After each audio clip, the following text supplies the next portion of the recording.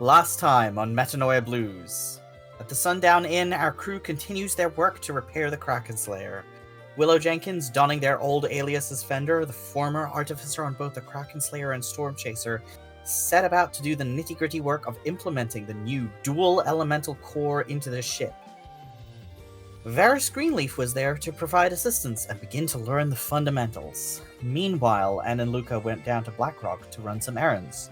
On the way there, Anne and the Thorani sentry May ended up participating in the Thrill Seeker Leap of Faith competition. Anne broke the standing record and won a new set of armor, and then roped May into luring out the shady hotel staff member that had been selling Wind Whisperer's secrets to the Prince of the Dire Sharks. A successful day under their crew's belts, we return to the Sundown Inn, where Luca has shown off his and Varys' new clothes, and handed out a set of beads to each of his friends, in the colors of Willow Jenkins, the captain of the Ephemeral Chaos.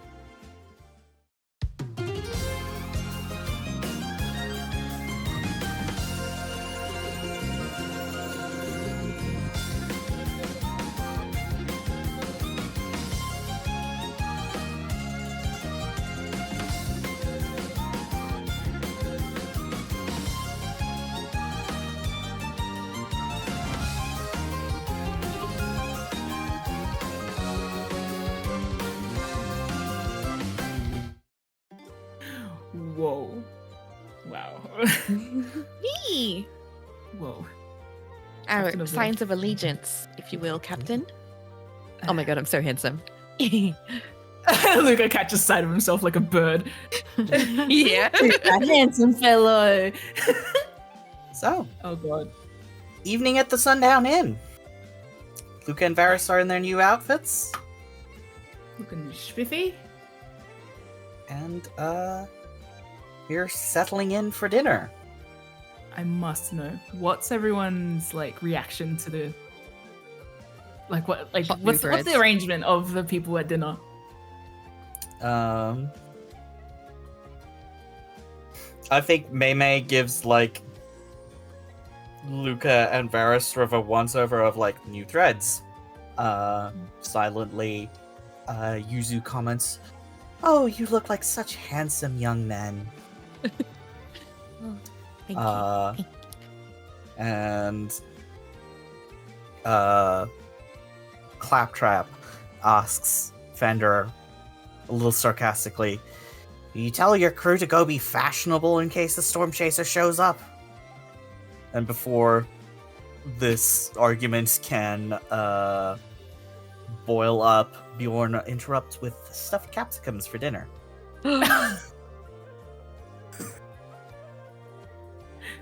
Aptly noted, Bjorn Willow was just about to well actually, but no. Is there something wrong good. with that? No, I didn't even know what the comeback was. It was just a look on their face, actually. Mr. Claptrap, start me, if old that is man your kind of real look. name. It isn't. Well, it might be, actually. I don't think I've ever confirmed that. That's okay. Fender's not my real name either. Or is What is it? real? No. We don't have to get Well, into it's not that at the dinner table. government name. It's my anti-government name. I Yeah. wonder if I have a government name. Pretty sure you do, because mean, it was on your dog tags. We just have to unlock the other half. Stuffed you're right. capsicums, though. Yum! Yum. I love stuffed capsicum. I love capsicum, period. Yeah. Yes. Okay, we all They're sit. good. Cool. So yeah, you have dinner together. You chat about your day. And brags about becoming the record holder.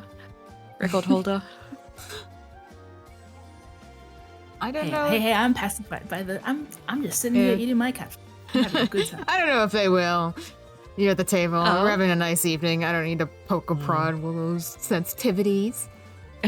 Hey! I said I'm having. Who said sensitivity? Are you still wearing the patch? I don't see why anyone would have taken it off at this point, but they're not bringing it up. Mhm. They're just enjoying their food. Is it not attached to their vest now? Yeah. For now, Patch of- I'm sure N can get it off. I did it. No, Lucas sewed that shit on. I On the way can up. I can remove stitches, Luca. No, I work so hard. Yeah. They're so evenly stitched. Yeah. I think as you're having dinner, Yuzu comments, "Oh, it's so nice to have all these young people about. So lively here. Oh, remember the wedding that we had here years ago? Those girls were so sweet. It's nice having company again." Luca sits up, ears up, tail up. Wedding? Willow takes the, kind of mouthful of capsicum that will keep them chewing for the next, minute. Yeah. Huge. Yes, Emma and Magdalena. They had their wedding here. Or at least half of it. I think the reception half. It was so fun. So lively. I got to officiate. It was very nice. And kind of nods to themselves, like, yeah, figured it was those two. Luca is starry-eyed at even this brief bit of information. Is Luca gonna say anything? Hmm? Is Luca gonna say anything? I mean, he wants to pry, but he doesn't know how. I think Yuzu rambles a little bit about, how half the party was on the airship and the other half was at the sundown. Was mostly just the crew of the Kraken Slayer. Having fun, getting together, drinking lots, dancing. Were you Bjorn there for made a this? Cake. Did Luca ask me that? Yes, he did. Willow finally finishes their 2-minute long mouthful of capsicum to say, yeah, and eat another humongous mouthful of capsicum.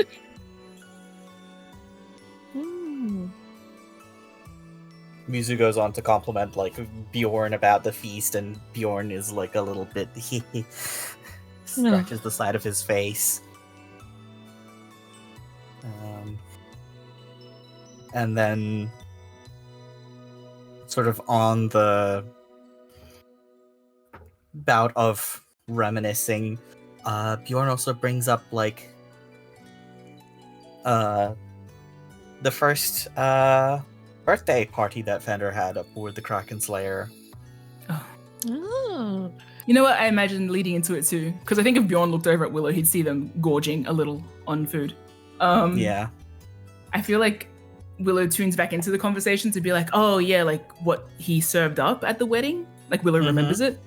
Mm-hmm. They'll join in the Willow's weakness is giving Bjorn his flowers, and I think that pulls up with when they talk about the banquet. Willow's like, oh yeah, actually the food that you prepared was so good. I don't know if there's a cake or whatever. I don't know what the traditions of the wedding were per se, but just the spread, the array of yums.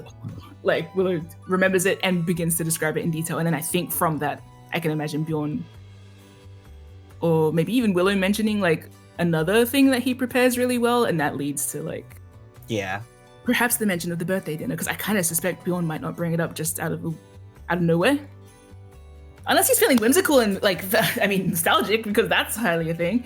So yeah. Either way, that's how I imagine we end up on that topic. Yes. And Willow's not stuffing their face, trying to avoid the conversation at this stage. Yeah. In fact, it's a fun one for them too. Yeah. Bjorn mentions that he wanted to thank Fender for fixing up the galley, and they hadn't said when their birthday was, and he was nervous that he had got the day wrong, but thank goodness the captain asked them point blank, and it was loud enough for everybody to hear, so Bjorn was like, okay, I have the right day, actually. And made a big ol' impromptu feast of Willow's favorites. While they were out in the sky. How generous. When you say favorites too, I'm imagining things like roast pumpkin style food, cozy, hearty, slow cooked meat type foods. Yeah. Rice, starches, things like cassava, which I think would be hard to grab, but he finds it because we're in we're in an airship. We can get supplies from everywhere. We can get foods from wherever. I don't know what's in season at that time, but I feel like Bjorn has a way of finding produce. Yes. Yeah, I think Willow kind of like hasn't thought about that for a while, actually, their first birthday aboard the Kraken Slayer. Actually, that would have been their first birthday in a while.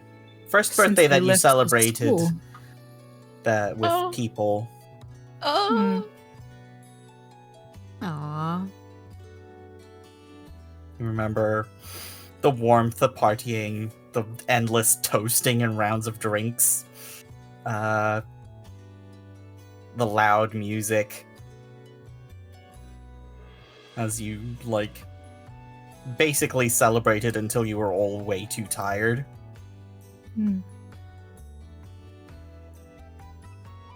Damn, you know, the whole day of working on the Kraken Slayer, I don't think Willow's revisited a single positive memory, let alone a positive one, you know?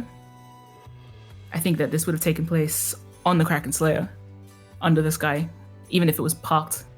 Might have been flying, I think, because we were already en route somewhere.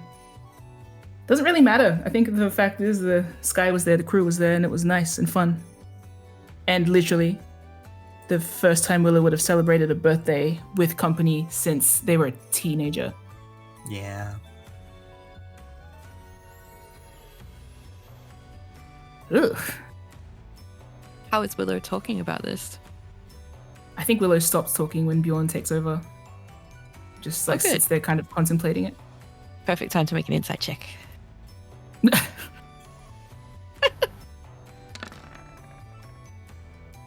14.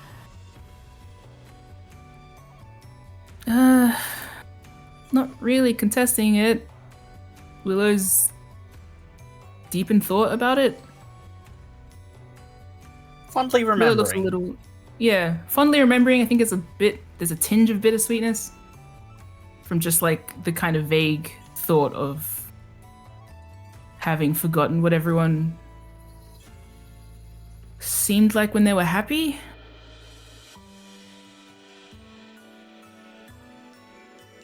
Yeah, that's rough. There's that kind of like beginning to creep in at the edges a little bit of like, oh yeah, Emma was happy too. Yeah. She was Everyone toasty. was. Yeah. The triplets were Miss a playing fucking music. toast. Yeah, sorry. So I just feel like the energy of like, you think you can get one toast out the way and then Coulton like just zooms in over the shoulder like, no, I'm also involved in this. Like, okay. Yeah. Like, yeah. It was drink. truly like everybody had to clink glasses with everybody else. It was such a chaos of arms and mugs, and like people would sometimes toast a little too vigorously after like the third or fourth round of toasting, and like drink would spill onto the table or into each other's cups. I also feel Magda probably made like a special cocktail. Oh, for sure. There was like a wild like fruit punch situation that was like a brandy punch. Like once Coulton found out that it was your birthday, it was basically like, break out the good wine that we stole back then, and just like the whole crew kind of getting a little bit sloshed and probably the first in sort of celebration. And one of the first times of the year that he stopped talking about his birthday. Oh yeah. Bloody his first birthday bash aboard the Kraken Slayer in Zarantyr. Yeah. Was it memorable? I wasn't there. I came after it, so I get to hear about it, you know? Yeah. Willow's not saying any of this. This is just kind of like meta knowledge for the audience. Willow came after it, so you can just imagine the constant like, oh, my birthday, what, like that kind of recapping of like, you had to be there. And Willow's like, well, I wasn't. So they're just kind of reminiscing on all that. It was nice to know that the birthday bash energy was extended to them. They didn't ask. Is everyone on the Kraken Slayer so sentimental? Luke asking this out loud. Yes. Claptrap sort of snorts into his drink. No. Oh, just you then.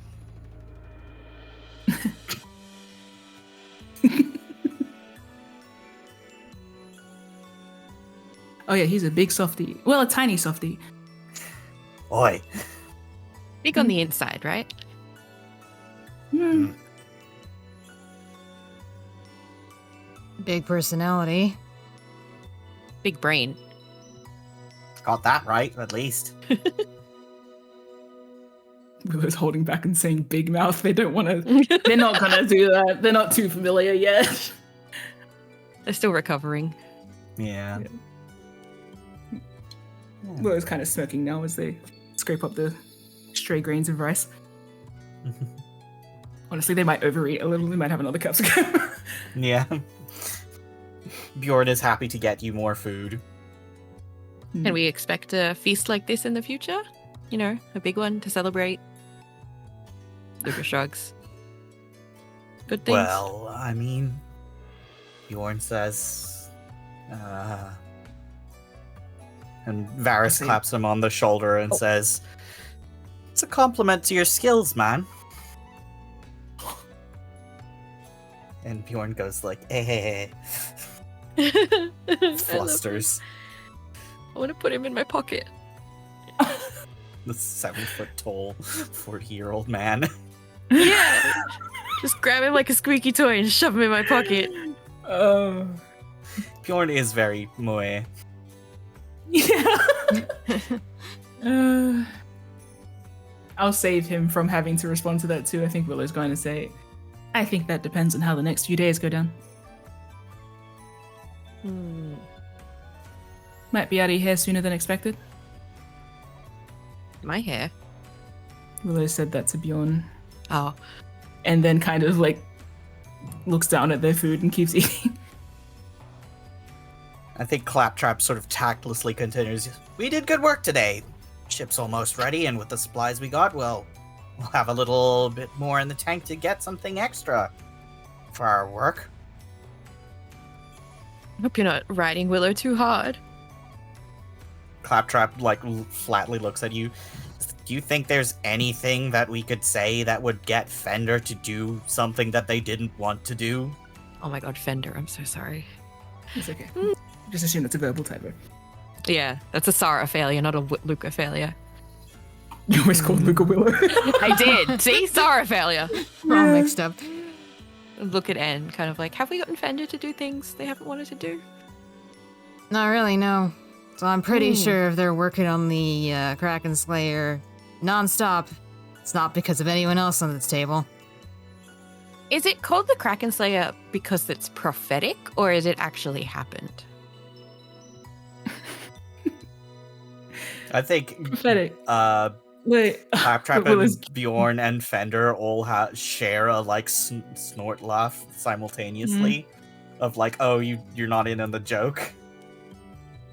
Willow said prophetic in the way of like, that's such a way to put it. That's a big word for Elmo. It's the same thing as when you said socioeconomic. It's like, you're so funny. Who are you? I don't know. Willow looks at you amused and then looks back at the other two, like to see if anyone's going to answer that. Claptrap says, "You know who the captain was, right?" Lucas shakes his head. "The Bright Winds." Is Coulton? Am I allowed Yes. to call him that? Yes. Did he slay a kraken? You know he's an Exoriad, right? Is that related? I have a question. Oh! Do you know that? Oh, okay, never mind. Anne's going on a face journey in the background and has already figured this out like 3 minutes ago. Like, oh yeah, that makes sense. Sipping a drink, waiting for Luca to catch up. Willow's face journey has been, did I not tell you guys anything? I swear I've told you guys so much. How did you not get the part where he's like a former Lyranda? No, Yeah, I but got that doesn't necessarily mean, you know, his What, brand. slaying? Yeah. Oh. I mean, Well, you know. I'm small brain. No, it's Sorry. okay. I like hearing what Luca has to say. Willow isn't saying any of this aloud. They're just kind of like No. watching you happen. They're literally like looking at Luca, like studying you at a distance. So, it's... What's the word? Like when Ryga calls himself a bastard. Like that. Branding? I think Is that what you called it? Willow like sheepishly takes a drink, like, oh, he's referring to my lessons from months ago when I taught Luca about reputation branding. I'm curious, how did the others react to mention of Ryga? While Willow sheepishly kind of I think takes a drink. Claptrap shrugs. It's like, I guess. He doesn't care. Yorn doesn't have anything to say to that, really. I think Willow will add. Because they know that this is what Lei taught Luca. Mm-hmm. They'll kind of nod in a way, say, consider it a threat, a promise, a brand. But not something they've actually done yet. Well, Lyrandra's still around, aren't they? I mean, I just feel like if you're going to call yourself that, you should do the literal thing before you do the Well, I theoretical thing. think he tried, Luca. Shh. okay. Claptrap says he certainly humiliated and killed enough Kraken branded. Luca's face definitely makes a face. Oh my god, Willow rubs her head a little. I meant the Consider that monster. slaying the Kraken is Oh, Luca didn't know that you meant the. Yeah, apparently. This conversation just got dark. I thought he could do the one before the other. Yeah. I think Claptrap says, Krakens aren't real. Aren't they? They're like creatures of myth, you know? It's like dragons. Have you ever seen anybody see a real dragon? Everyone here takes a Haven't- drink. Not. Yeah, what would that be? A dragon slayer? Bjorn says, That'd be wild. no, dragons are real. And Claptrap says, oh, this again. Okay, they might have been real long ago, but, like, they're not real now. Well, you don't know. You haven't checked everywhere in Eberron.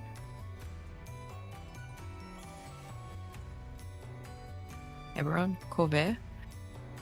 Well, The whole- Eberron is the planet, so... Eberron. Yeah, Eberron's too. the We planet. haven't checked Yeah. everywhere on Earth. How do you know that all dinosaurs are dead? We haven't checked everywhere on Earth. That's what you just said. Yeah, and you Yeah. haven't been through the whole ocean. You don't know that they might not be hiding.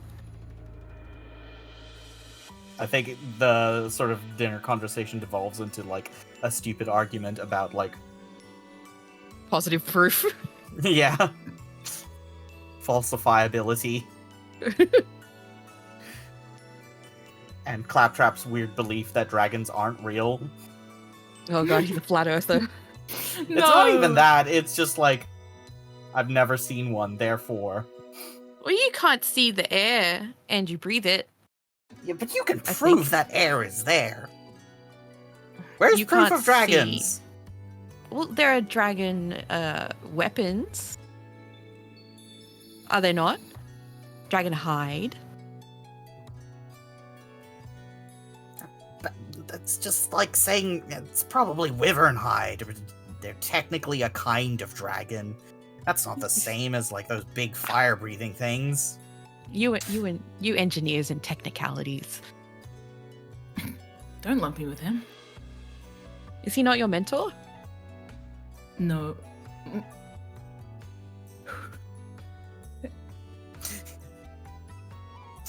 Willow said it so dismissively and remembers the first argument they ever had was this exact prompt. And like flinches. Claptrap and Claptrap shoots like an electric look over at Fender. It's like, you can't mentor what's too stupid to learn. Hey. I know that. He's just being an argumentative old man. Yes, I know Mr. doesn't believe in dragons. I'm going to turn to N. What did you get up to today? Disregarding these ones. They won the jump. Yeah, and The jump challenge. looks over at you from the elbows, Luca, again. Like, stop sticking your foot in your mouth at the table. I would say, and you didn't get the impression that Willow's upset about you winning the jump challenge. Just so you know. It's not like a, oh god, I fucked up, like that kind of thing. Yeah, but they're not happy about it, so En's not gonna bring it up. Oh, gosh, it didn't feel that deep. But like, okay, sorry, what did Luca say? You won the jump challenge. That was cool. Oh. I did do that.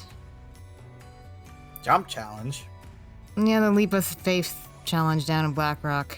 You must have heard of it. I'm gonna keep eating. Ooh, yeah, third capsicum. Yeah.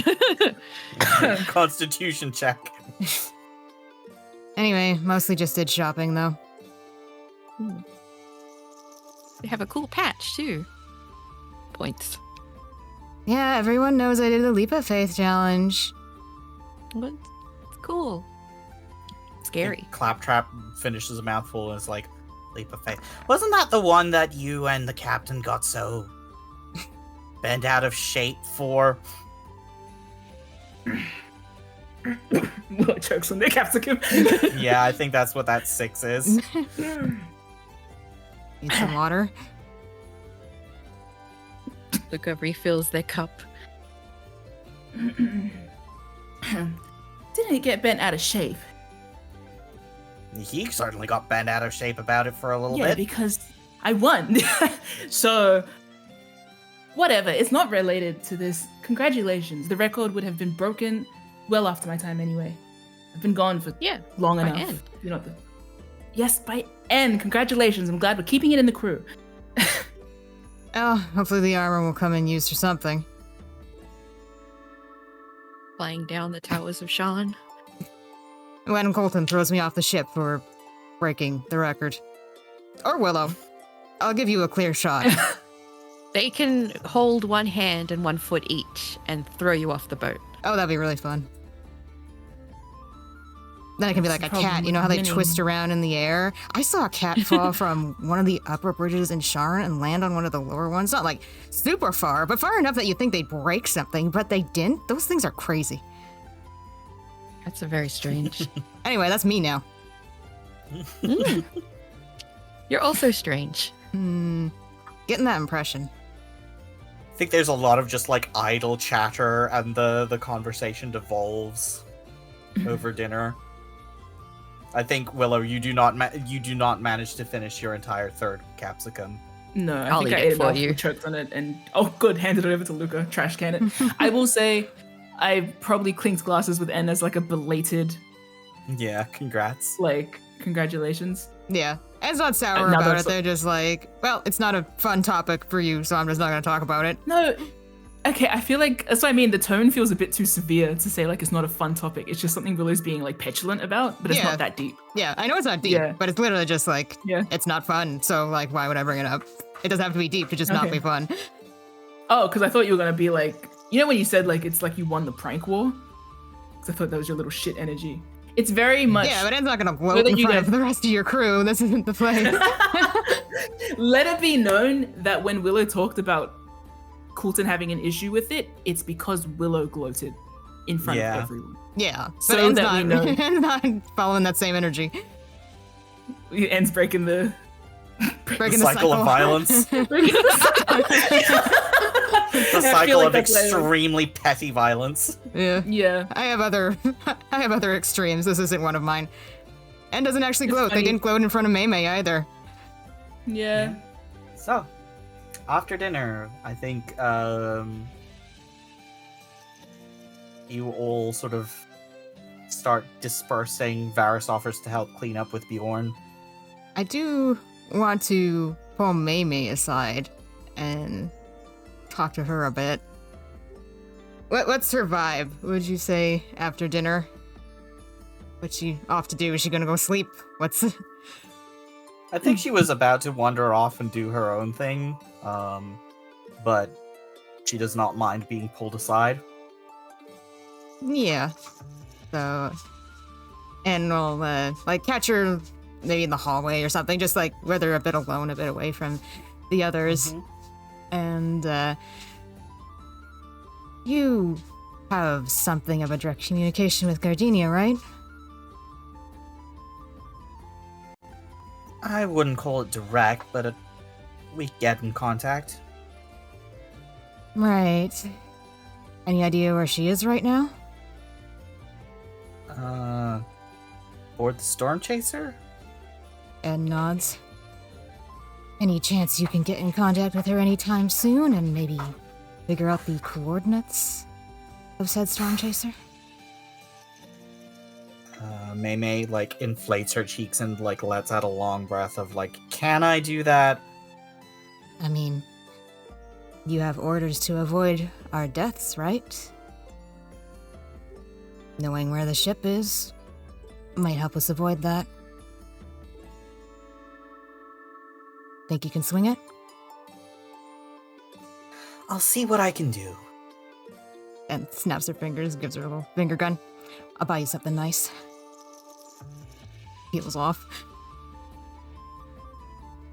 I think you see, Mei Mei sort of eyebrow raise as N peels away.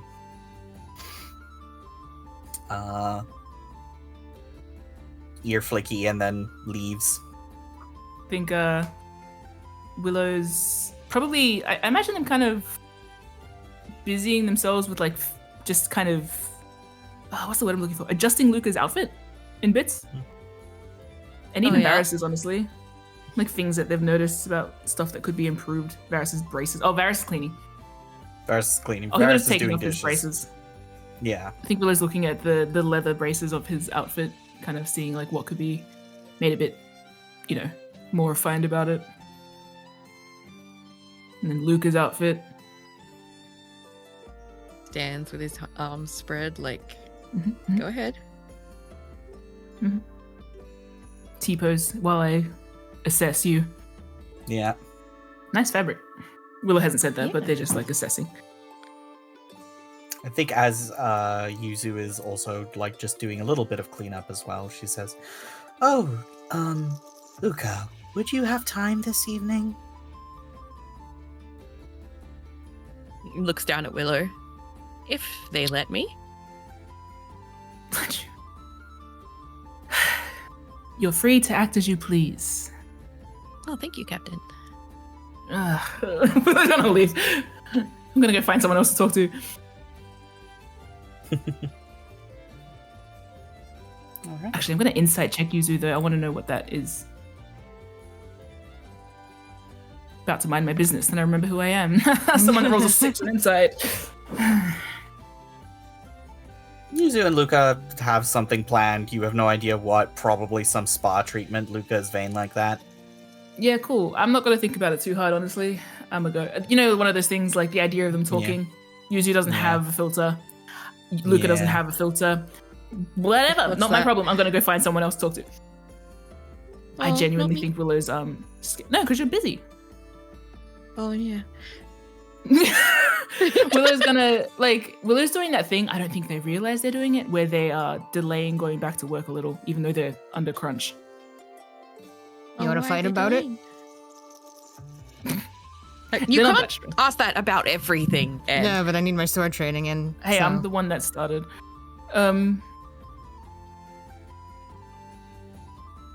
What do I come face to face with N? If you want, and just peeled off from Mei Mei and is walking around, probably.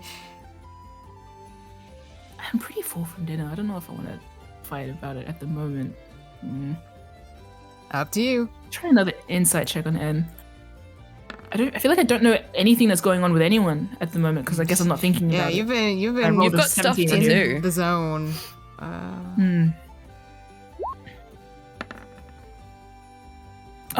Come on. 18. I rolled a 17 insight. You poor thing. N seems in thought. They just talked to you about Beaumont. They've been handling Mei Mei. They've just been kind of dealing with a lot of threads. and trying to optimize those. So they just kind of look in thought. You probably catch them wandering the hall, like rubbing their chin, thinking. Okay. Well, you know what? I took the thunder of your victory earlier, so I think I owe you some attention. Sorry, that sounds so rude. You know what I mean? Yeah. I'm good. I'm fine. Just like, we're talking about my friends like plants that I need to water. I gave you attention. I'm sitting there preening you. Oh, okay. Oh, shit. Yeah, okay, you're and touching took me. it as a victory. They're just not gonna rain on your parade in front of people. It's cool. Genuinely, I think Willow's just gonna. It's kind of like you're free Yep, Dan's not And, doing anything. and I'm bored. Is the kind of like, oh god, sorry. Anyway, Truly Willow seeing will your cat in the approach- hallway. Like, you're free, I'm bored. Yeah. Willow will probably nod over at Mei Mei and say to N, busy at work? Oh, something like that. Don't overclock now. Oh, I'm doing fine. Willow's gonna pull out their sword and nod. Like, sort of begin to unsheath the sword and nod outside, offering it out. Sure, why not? Haven't gotten the chance to practice in a couple days, I don't think. It's been a blur since we got here. Which outside are you leaning towards, front or back? Because Yuzu and Luca are heading out the back. Then the front. Okay. Oh, Cool. I was gonna say, should we offer to help in the kitchen? But I don't think it would fit. No. But yeah, so I'll take an out front might as well.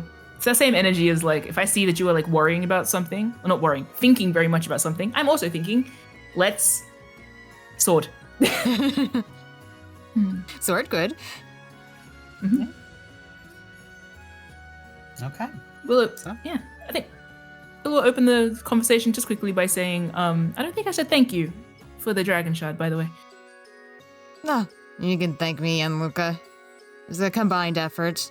I was the one who spotted it in the shop, and Luca was the one who lowered the price. Though I did help with my hydra teeth. Well, I'll thank him again later. Anyway, if I win, take that patch off. All right, deal. Willow smiles at you. It's clearly an empty threat. Yeah. And grins back and extends the sword. Cute. Let's fight along this path. It'll be a moving, like learning how to backstep. Mm-hmm. Put some of that fancy footwork All right. to work. Yeah. Willow roll an attack and M roll a dexterity check. Okay. That's an 8. Oop. It's been a couple days. That's an 11. I mean, not You're taking it egregiously. easy. It's let's Yeah. say that you're just like sort of feeling each other out, and it's sort of a bit of a wild swing. You're not trying that hard. No, Yeah. I'm not trying to throw N off the footwork thing. There's so much space out here. And Yep. like I'm used to there being obstacles, but there's just like air, open air. So I can't like It's stumble also into a wall. uneven ground. Yeah, and redirect myself. This is dirt. I'm not used to dirt. Not this much dirt. Also, slightly downhill while backwards is what Willow's forcing Yeah. you Yeah. to do. Yeah. I will say, like, ooh. possibly make. If you make an intelligence check, I might give you something though. I mean, I'll give it a shot. And just intelligence, not insight or anything. I don't know. What you Um, trying to do? I'm trying to put N in a position where they naturally think to start pushing Willow back up the hill. Ah. It's that In kind that of like constant case- pressure to see that. I think in that case it would either be insight or intelligence. N's choice. I'll do insight. I have marginally better chances with that. Oh, a 19. You realize that this is Willow trying to position you. Push back. Well, I can certainly do that. Roll again. Yeah. Anne's been doing a lot What of do I roll? evading and backstepping.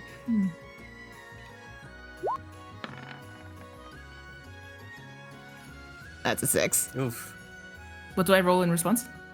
I don't think you have to roll anything. You can truly just like sidestep that and keep forcing them downhill. That's cool. If you choose.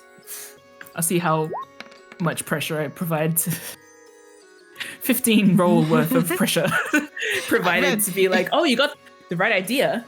Now it's about implementing it. And N's gonna push back harder if you are pushing them further. Yeah, They realize. So Roll it's again. more aggressive. 14. 14. Nice. That's almost hits Willow's armor class. Slowly Getting better. Climbing way back up. Let's see how much further I... Hey! I think that's a trip. Willow falls into a bush. I think that's Willow's. bush. I think that's Willow steps on a rounded pebble by accident, and their boot slips. And they basically do like a little death drop up the hill. Which is, I mean, ideally you want to fall uphill because that way you don't continue rolling. Yeah. It's like, just that he. Well, and if you see the moment, you can do another attack with advantage while they're prone. Sure, I'd like to press the tip of my sword to their chest. Roll to attack. What is it? I'm supine. Yeah, super. Jesus. There you Yep, go. that'll do it. Poke.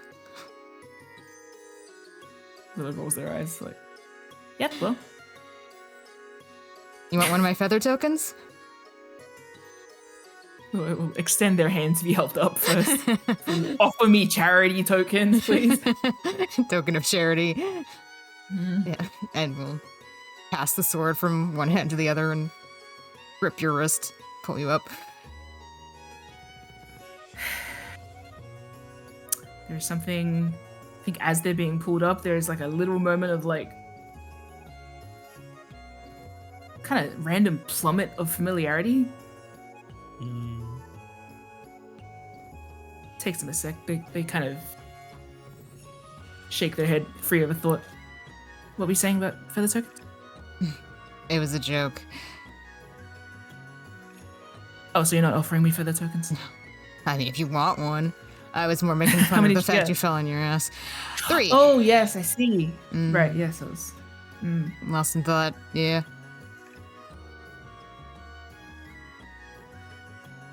Can imagine. Anyway, 3, right? Right, Zeke? Got 3? Yes. Yeah. Well, you have the armor. Though you won't be wearing it all the time, it sort of negates your changeling ability if you're wearing the same armor all the time, yes? Yeah, I have the glamored armor, which allows my appearance to change at will, which tends to be rather handy considering what I am. But when I have reason to believe I will be potentially airborne, I'll try to make the time to switch out. Which does leave feather tokens for me, Varys and Luca. That's kind of the idea, yeah.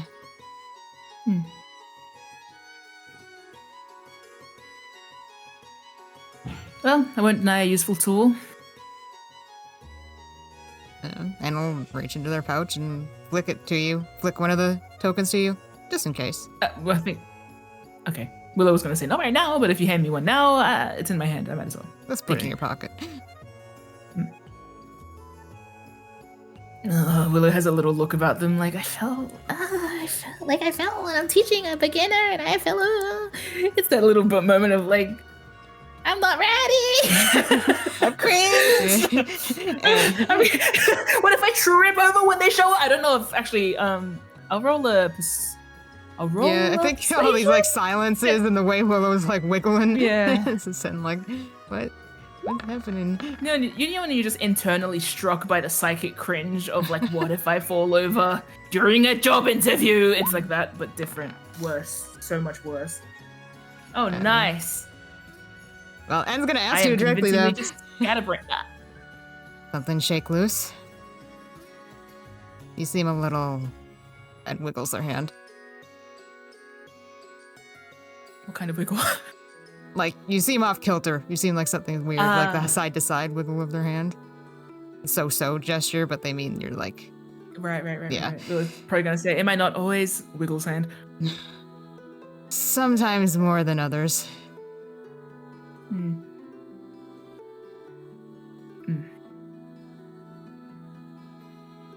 Well, it's all coming up rather fast, isn't it? Yeah, I can only imagine what you're going through. It's not bad. Well, it is, but it's not. Anyway, Willow's gonna turn around and look at the sky, see if there's any, like, I'm gonna pull out the spyglass and have a poke around at the sky. Yeah, make a perception check with advantage.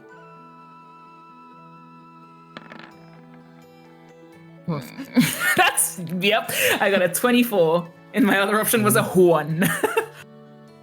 Yep. Okay, so you, like, at first there's, like, this little, like, heart plummet of, is that cloud the... No, it's not. It's just clouds floating about over the shadows of the moons. I think Willow kind of swings her head over the shoulder to N. No word from the others? I'm trying to sort that out for you. I've got one thing in motion. Can't start the other until tomorrow.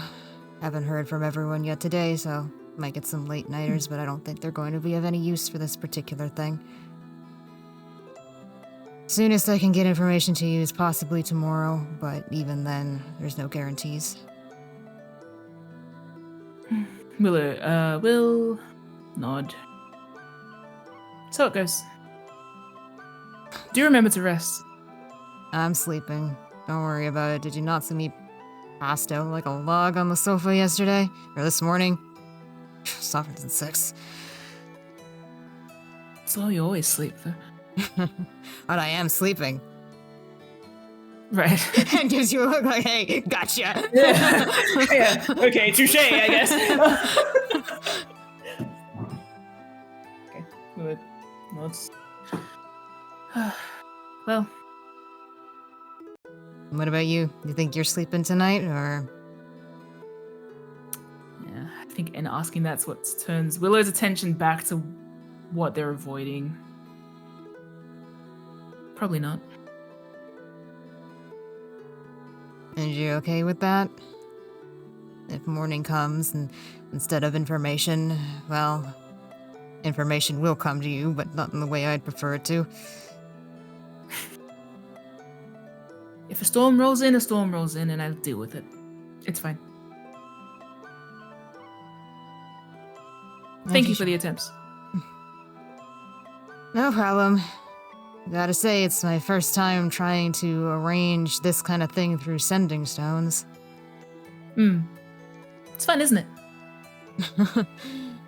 I don't know if fun is the word I'd use, but it's certainly an interesting challenge. You can tell Willow's like fondly reminiscing on hassling Meraldine for 3 weeks over sending stone. Yeah. Yeah, and I think on the... Like, Willow's gonna start towards the Kraken Slayer. I think they're just gonna, like... It just makes sense to go back to work. Yeah, it might follow along. Just keep them company, even if they're not talking. Okay, I'll go back to the workshop. En is accompanying me, so I'm not walking back alone. Yeah. Yeah, unless you dismiss En, like, you're bothering me, and it'll float around. No. Even if we're not talking, they'll literally just... Yeah. Yeah, no, I think Willow's kind of drawing on your presence a bit to find their way back to the Kraken Slayer. As they have been this entire time, honestly, not just you, but all of you guys. It helps. Crew. You know what? I might continue sparring with you down the hill, though. We start walking, and then you pull your sword, and it's like, oh, Yeah. pulls her sword. Yeah, Willow's like, lesson isn't over, by the way. We're still on. Chase each other down the hill. Yeah. Piece of shit. I think we'll cut away to you two sort of playfully chasing each other with swords. Just hear the clink of swords down the path. Yeah. You know, like, it's not, like, you never learn in sword, like, you do. But we're doing, like, the thing where you just clink swords, which isn't, like, good technique, but it's fun. Yeah. Yeah. We're doing movie swords at the moment. Yeah. We're I'm gonna trick-shotting beat that it. out of both of you. No. Hey, there is tactical use to using your sword for parry. But yeah, maybe not this showboaty theater shit we're doing right now. Yeah. But it's fun, and it gets En's hands used to the weight of the sword and moving and comfortable and fluent, so it's fine. Yeah. To be doing that with proper Knock. technique. Okay, well, Okay, loser, soldier go talk boy. to old lady. Yeah, alright, soldier boy, yeah. We ain't soldiers. Oh, I'm sorry. Do you want to break your hand? Yes. You don't. Otherwise, you'll end up like me. What? With no hands. I'm about to I punch said out no an and old said man. yes. I'll break my hand on that. You're talking about Edmund Do you Beckett, want to right? end up like me? We got Raise his healing arm. magic. I'll break No. my hand on an old cultist. Just fucking watch me. En says so many things. En bewilders me sometimes. I understand, and then En says stuff, and they're like, huh? So, Luca too, honestly. I think Varys is the only one here that I kind of get. That makes sense. Yeah, that's why he led me on this arc. Anyway, off we go. Cling, cling, cling. Yeah! On guard! And we will cut away from those two and head over to Luca. Speaking of Soldier Boy. Yuzu guides you out into the garden. And sits opposite you, both of you in the lotus position.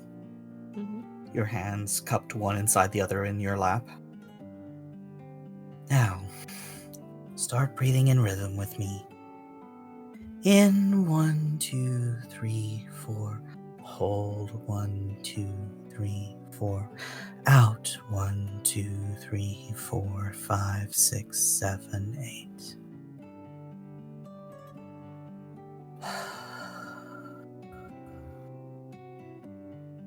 Feel your body relax. Not get sleepy, just relax. Let the tension drain away from you. Breathe in. She continues. Keep breathing in the same rhythm. As you breathe, think about the ground you're sitting on. The face of the mountain. The sun shining down on it, warming the earth, feeding the trees. Breathe in. The trees reach up towards the sun with their leaves, and out. The trees reach down into the earth with their roots. Drink the water that flows from the soil. Trees bring the soil and the water together in their branches, produce flowers. As she speaks, you begin to visualize these things. You see flowers blooming and insects feasting on the nectar and the pollen. You see the petals fall away as they swell into fruit. You see the fruit ripen and drop to the ground, where squirrels and other small animals eat them. You see the squirrel be hunted by an eagle, its flesh torn up to become food for the eagle's young. You see the eagle die, its body return to the soil where the worms and small insects eat it, and the roots of the trees draw that nourishment into their branches. There is no destruction or creation in this cycle. It's all just energy, flowing through the world, transforming as it flows, and the energy flows through you, too. Yuzu's voice is soft as she guides you through the meditation. Breathe in. Picture the air flowing into your lungs, flows into your blood,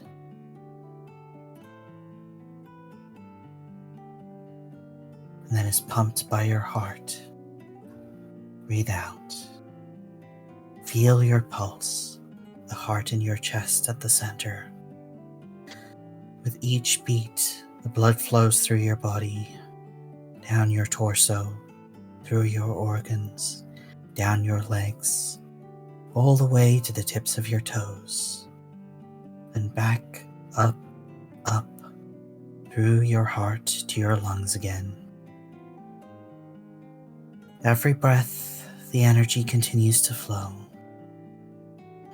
Feel it move beyond your heart, into your chest, out to your arms, to your fingertips. There's a moment where you can feel your left arm cut short. Part of it is missing. What does Luca feel in that moment? Frightened a little bit. The knowledge that something there is missing, broken, not as it should be. You hear Yuzu's voice as she continues to speak. Your soul also passes the flow of energy. Move beyond your pulse. Let your magic, your soul flow through the body the way that your breath does. You focus. You consider your mortal body, the flesh, the blood, the bone. This is just a container for your life. You push deeper, down into the divine spark that you know resides within you. It feels like digging through dry clay, difficult, unyielding, tedious. You breathe through. You consider the hair that grows from your skin, the muscles and tendons that hinge around your bones, the fat that encases your organs, lies under your skin, the acid in your stomach, the bile in your liver, the urine in your kidneys, the feces, the mucus, the oil, the blood that circulates it all. You consider your eyeballs, spheres of soft jelly with delicate lenses that feed light into your brain. Your brain is made of blood and nerves covered in soft fat, and yet it is the home of all your thoughts, experiences, hopes, fears, convictions. You consider the porous tissue of your lungs, the fleshy bellows cradled delicately by bone and cartilage. You consider the thick, muscular walls of your heart, ever pumping blood. When it stops, you die. Or will you? You feel something within you give way. The thick, dry clay falling apart, growing soft, wet, warm. Warmth rises within you, invigorating you like a stream broken free from a dam. It flows through your heart, your lungs, your legs, your arms, all the way to the tips of your extremities, and then beyond. You feel the divinity within you surge out, not violently, but joyously, the flow settling under and over your skin, warming the air around you with the glow of something truly holy, life itself. You hear Yuzu gasp. What do you do? Like, quickly looks at her like worried that he's somehow done something wrong with his magic, hurt her in some way. Your aura. You're glowing. Such gentle warmth. A little tear wells up in Yuzu's eyes. Reminds me of when I held my newborn babies in my arms. Safety and comfort and absolute love.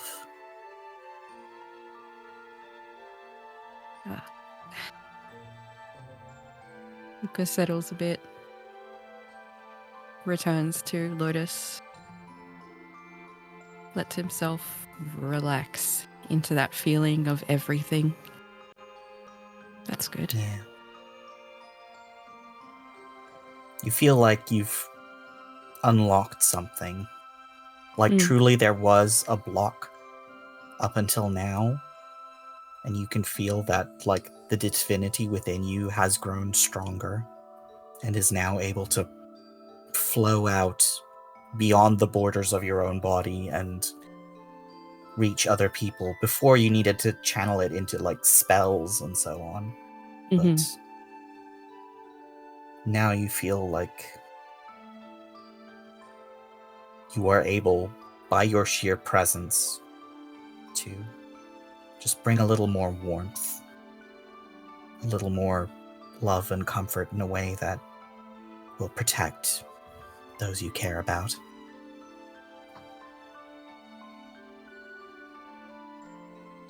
You have unlocked your Paladin's Aura feature. Yay! Congratulations! Icky! But woo, nice! But cool. Glorious. As is everything with Luca. Yes. It's life. Oh. What's it called again? The exact feature? This one is... I think this one is Aura of Protection. Yes, it is. Yes. Aura of Protection. So, whenever you or a friendly creature within 10 feet of you must make a saving throw, the creature gains a bonus to the saving throw equal to your charisma modifier. Mm. So, People feel better just being around me. yes. Which means that, what's your charisma modifier at the moment? +3? 3. Yes. Yeah, so you get a +3 to all of your own saving throws at this point. Wow. Oh. Yeah. Yeah. Wow. Yeah. Yeah. Wow. Yeah.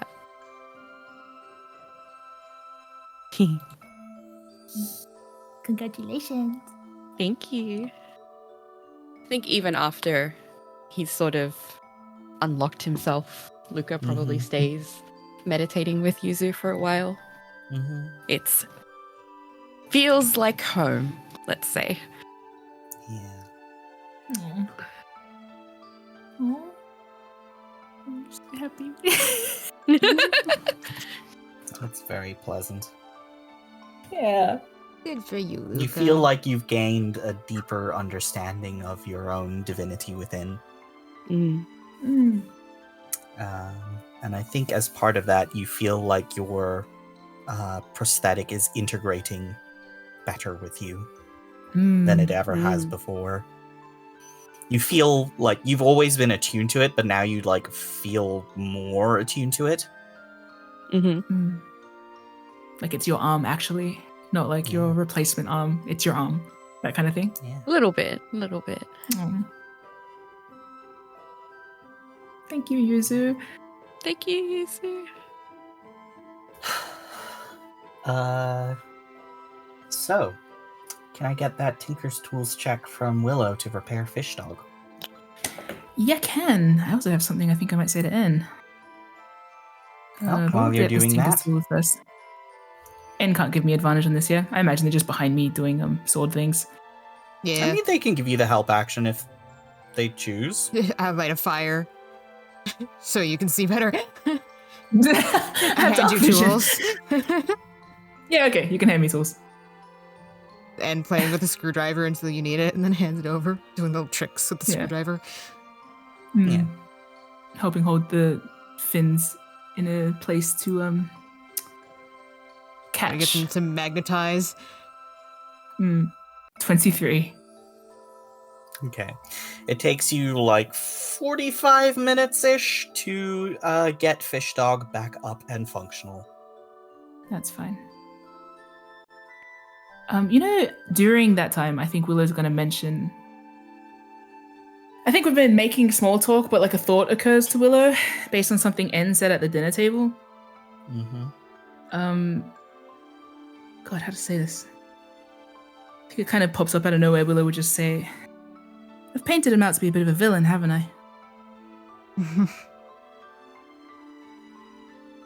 I can hardly blame the guy for wanting to go on a bit of a revenge mission. And flicks the fin of Fish Dog that's still like sitting there, inert. Yeah, I think Willow's just thinking about like how N reacts, how Luca reacted, how like the mood of the table shifted when Claptrap said the thing about like, oh yeah, he's killed a bunch of dragon marked, heirs or whatever. It's like, it's just kind of the unsureness. I think Willow would just probably mention, I guess I've lost track of all of the information shared. Look, whatever happens, I'm on your side. I'm not gonna make any judgment calls on him. Unless he does something to royally screw me over in particular, but I feel like I'm just gonna be small potatoes in the grand scheme of things. Nods. They appreciate hearing it. I think that kind of, when you don't realize that something's out of line until someone says something that puts it back into line? Yeah. Yeah. Yeah, Willie nods and just probably keeps working on Fish Dog. Yep, and we'll keep assisting where possible. I think you get a ping from Daria in this time. Oh. You get a sort of tired sounding reply as she answers your question. Simply not enough words. The short of it is I made a deal for money that I didn't adequately understand the terms of. Yeah, I think Willow might notice N's eyes look kind of away and down towards their pouch with a thoughtful expression as they listen to that. Willow might have seen that kind of gesture a couple times when they know N has been getting responses, because they kind of had the same reaction of checking out briefly from the situation to listen. Willie nods and prompts, which one's this? Daria, the one in Regalport. She's in a pickle. She certainly is. Oh, Willow said that flippantly and now looks back at you like, oh, really? Ugh. I mean, it's difficult to tell over sending stones. But all the signals I've gotten from her is that she's the most likely to have been put in a position she'd rather not be in. I think Willow kind of tips their head at N. Oh, you're doing moral assessments. Something like that. I mean, I have their contracts. I have the power to break them out, sell them out. And you're basing that on how they got into that position, rather than what they do with it. Is that a problem? Willow shakes her head then. Just assessing how you think. Honestly, I don't really know.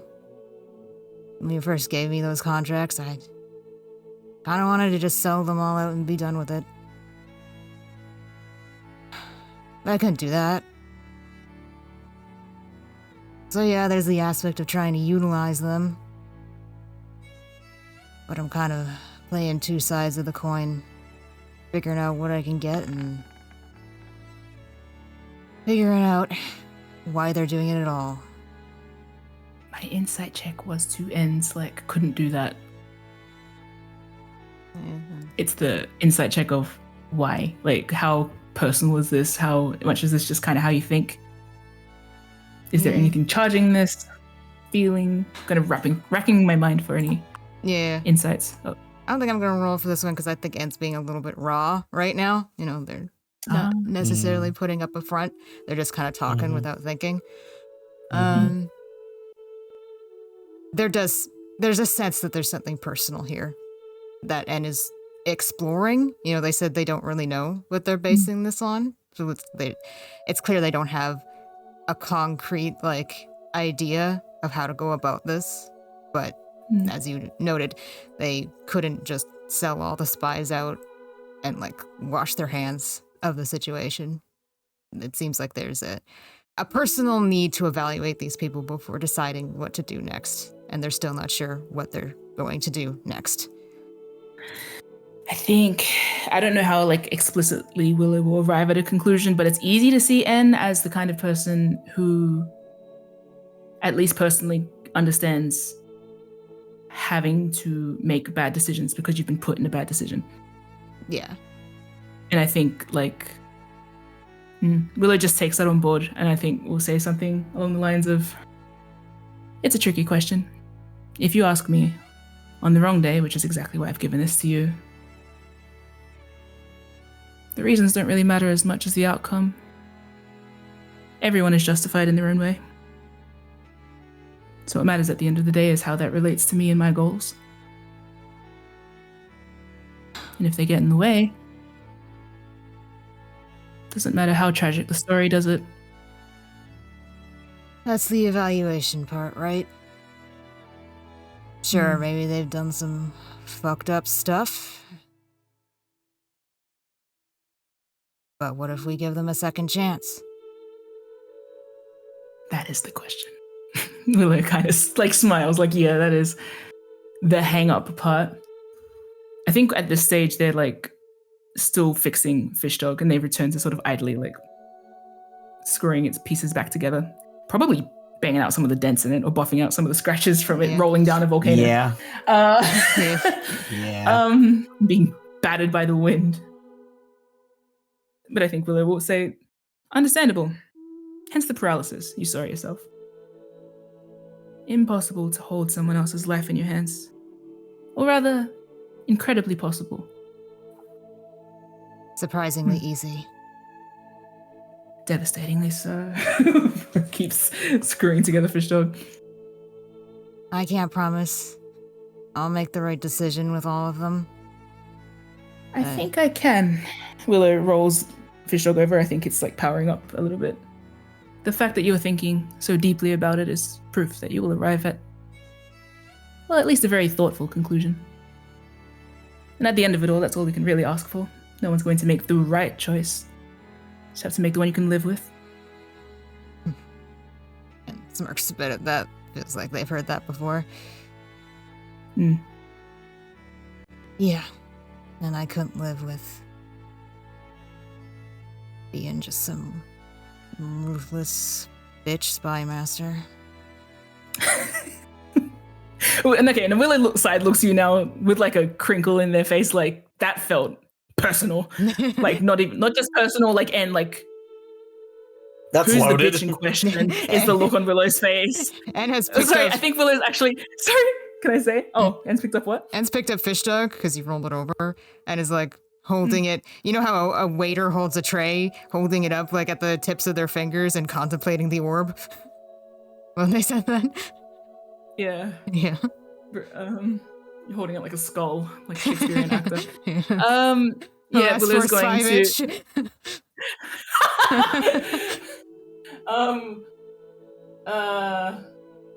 Willow's gonna ask you, does the bitch have a name? Isn't it N? Please. Willow dismisses that so fast. Like, if you are calling yourself the bitch spy master, get a grip. Do you want to insight like, that's check the that? kind of dismissiveness of Willow. Yeah, insight check it if you want. No, you. Oh, me and... Okay. 19. I'll roll persuasion, because N is trying to do something right now. 14. Get shitted on. Yes! N said that not as a dig to themselves. They are trying to swerve the conversation away.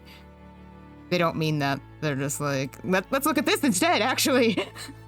Yeah, I think Willow registers after they look away, cool like, rock. oh, that was an attempt to trust.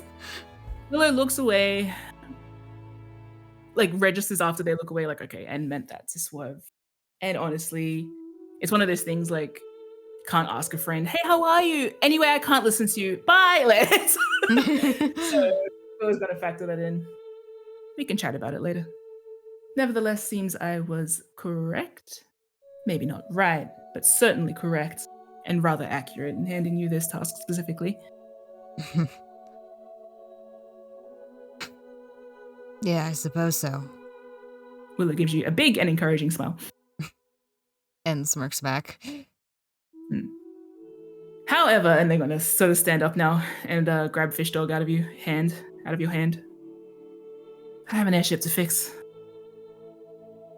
With any luck, this bitch spy master will have some information for you in the morning to know just how much you have to rush the project.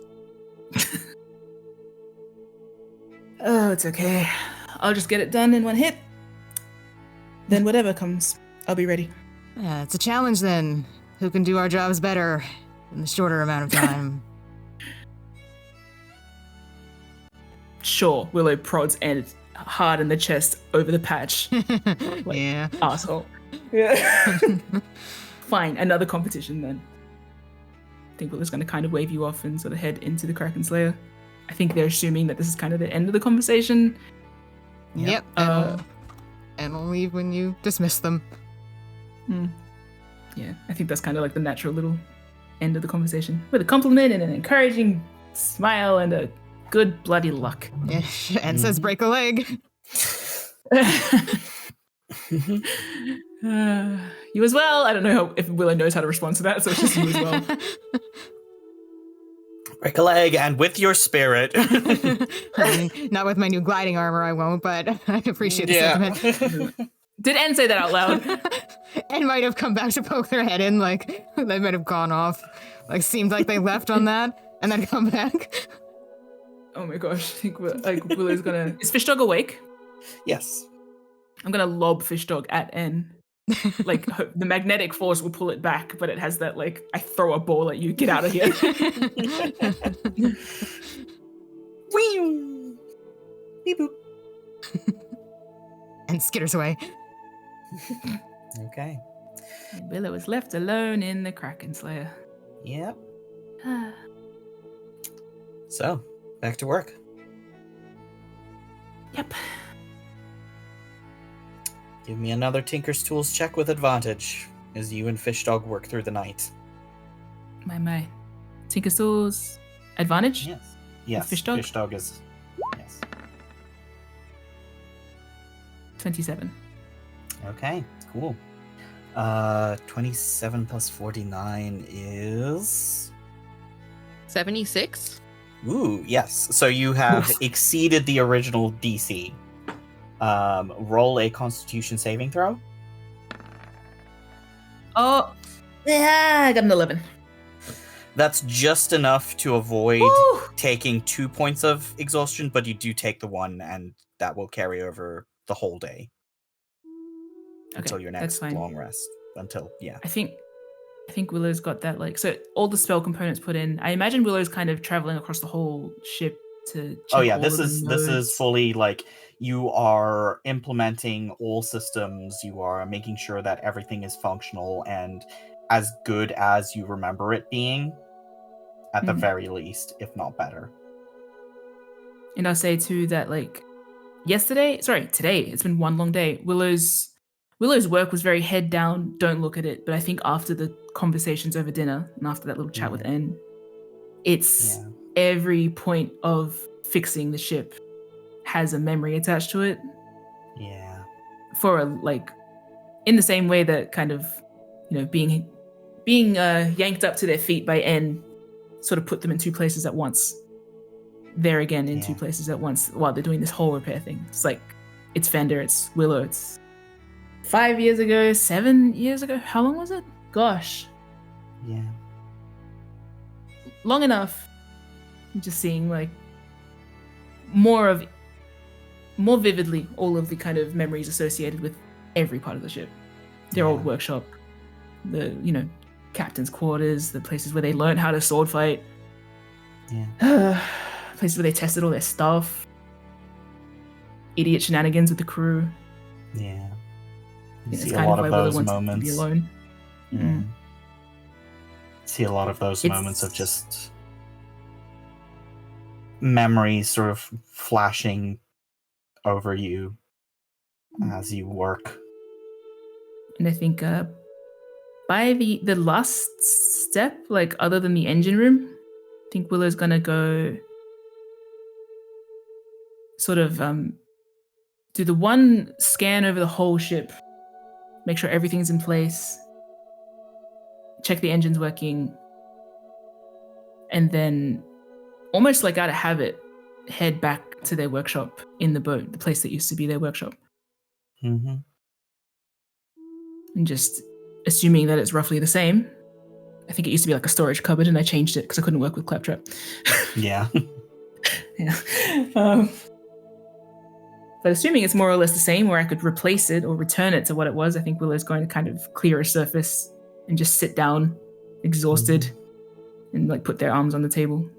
Just put their head down and sit in that feeling for a bit. Like I think I just fixed the Kraken Slayer. Yeah.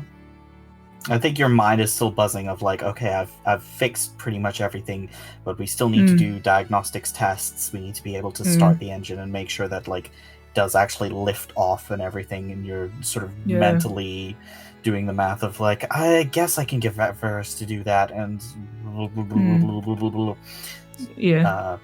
and you doze off. Yeah. Exhausted. Yeah. Willow.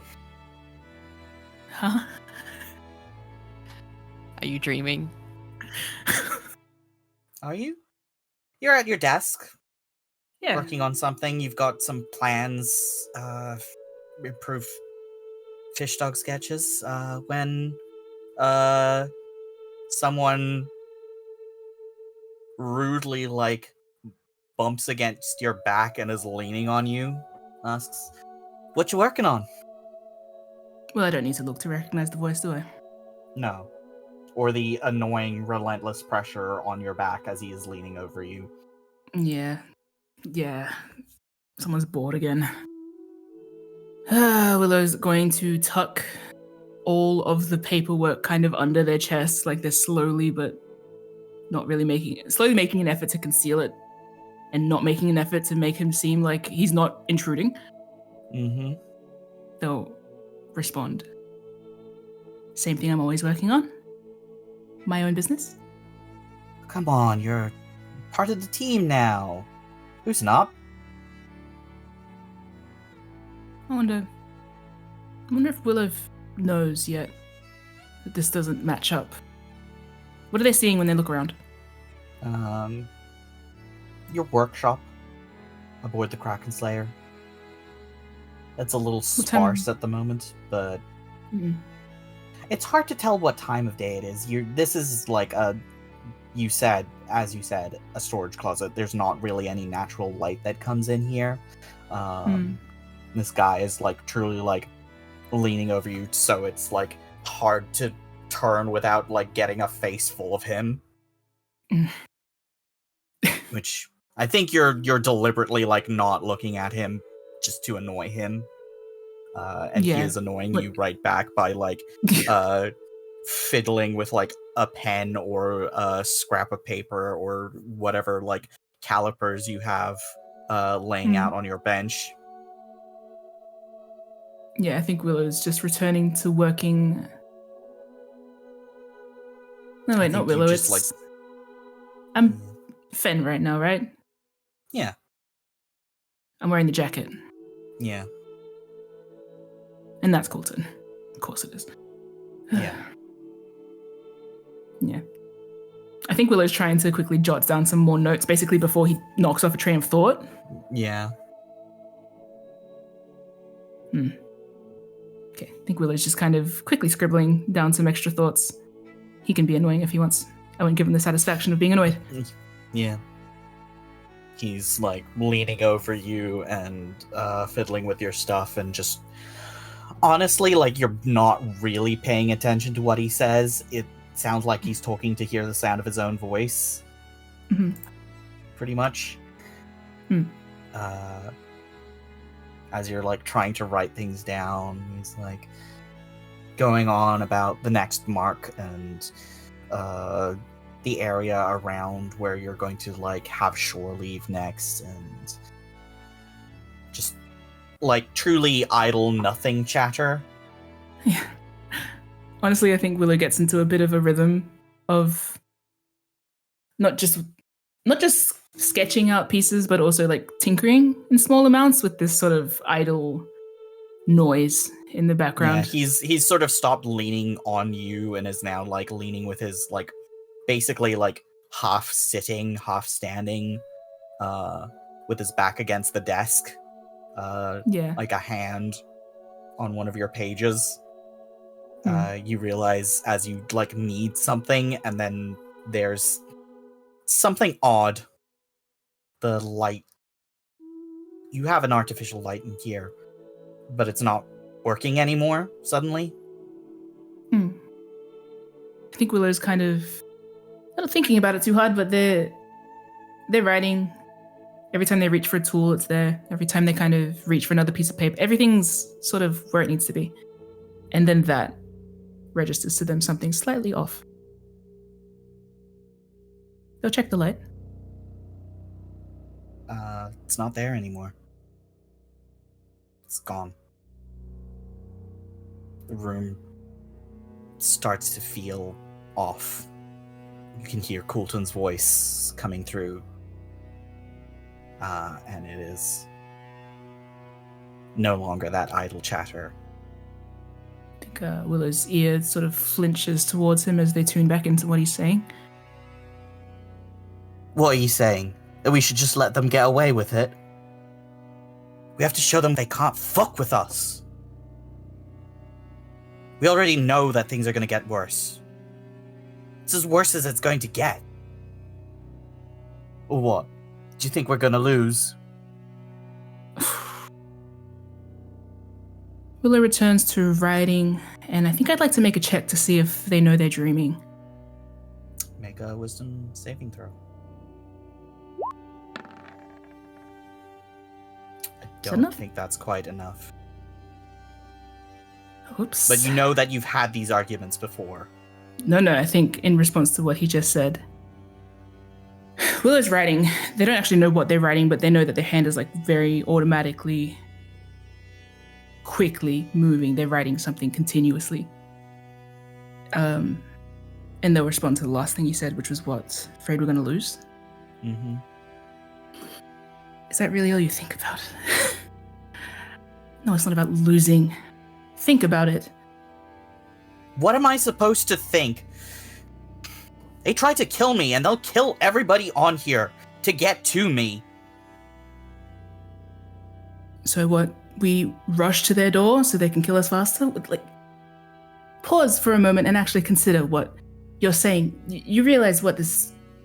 Surely you can see this from a distance. No, you can't see this from a distance. Just wait. Let me write. You're looking down, and the table is just like covered in letters. And what's your passive perception? 15. Yeah, you can see that like your table is covered in letters unsent, and the desk underneath is aging rapidly. There's wood rot, splinters, things that you haven't been able to address. There's as you shift in your chair, as like Coulton continues this like truly stupid circular argument. The deck under your boots is sticky. Okay. Willow's sort of... There's no value in listening to him at the moment. Willow's going to pull out a fresh piece of paper and write Emma's name. Starts, sorry in advance, this letter is going to be abrupt. We would all prefer to have this conversation in person, but this is unfortunate and urgent news. There was an attempt made on Coulton's life. He is uninjured, but obviously quite shaken. Elyranda is stuck aboard, and it just keeps going. Yeah, as like Coulton, like his hand comes down like on the other side of yours as you're writing, pressed insistently on the desk in front of you, while he gesticulates with the other. And you can see the rings on his hand are dulled by blood, rust. There's screaming outside, and you feel a drop in your stomach as the ship starts to fall. I think Willow keeps writing. It was to be expected that the threats would become more underhanded due to the measures I've taken around the Stormchaser and our increasing presence in the Principalities, but the reality of the assassination attempt is something else. Whether it was expected or not, Coulton declared to the crew that this means war. Our course has been altered accordingly. We can't wage war with Lyranda. I think Willow's got that, you got the paper lifting as the ship is falling, and Willow's holding onto the table, continuing to try and write. Coulton follows it with an attack, then the damage will be irreversible. I think as you finish the E on irreversible, the pen in your hand slips and drops, and as you try and reach for it, you realize that there's blood on your own hands, coating their gloves. There's a spatter of ink on the table as the pen rolls. It comes to rest over a bright orange wanted poster, leaving a smear of black across your eyes. Willow's frozen in place. They see the blood on their hands. Maybe they feel the blood on their hands. They don't want to reach for the pen that's bleeding too. Yeah. Ink. I think Willow would like to wake up now. Make another wisdom saving throw.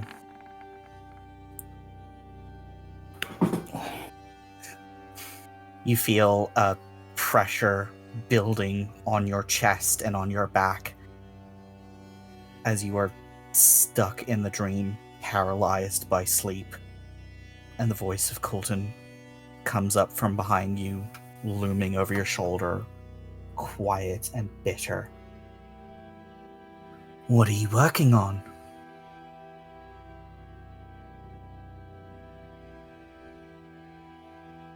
You think fixing the ship is going to make the last 5 years go away? You think that if you just put all the pieces back together, buff out the dents, it'll go back to the way things were? You're going to put everyone through this again just for your own sake? For me? Why the fuck did you come back? Why the fuck didn't you shoot at the convocation when you had your chance?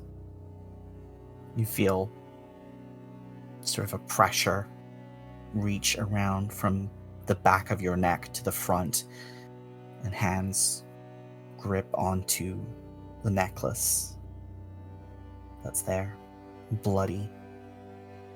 What are you still wearing this for? You already discarded everything that it meant.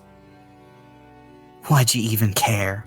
There's a snap as the hand pulls it away. Make another wisdom saving throw. How does Willow feel in this moment?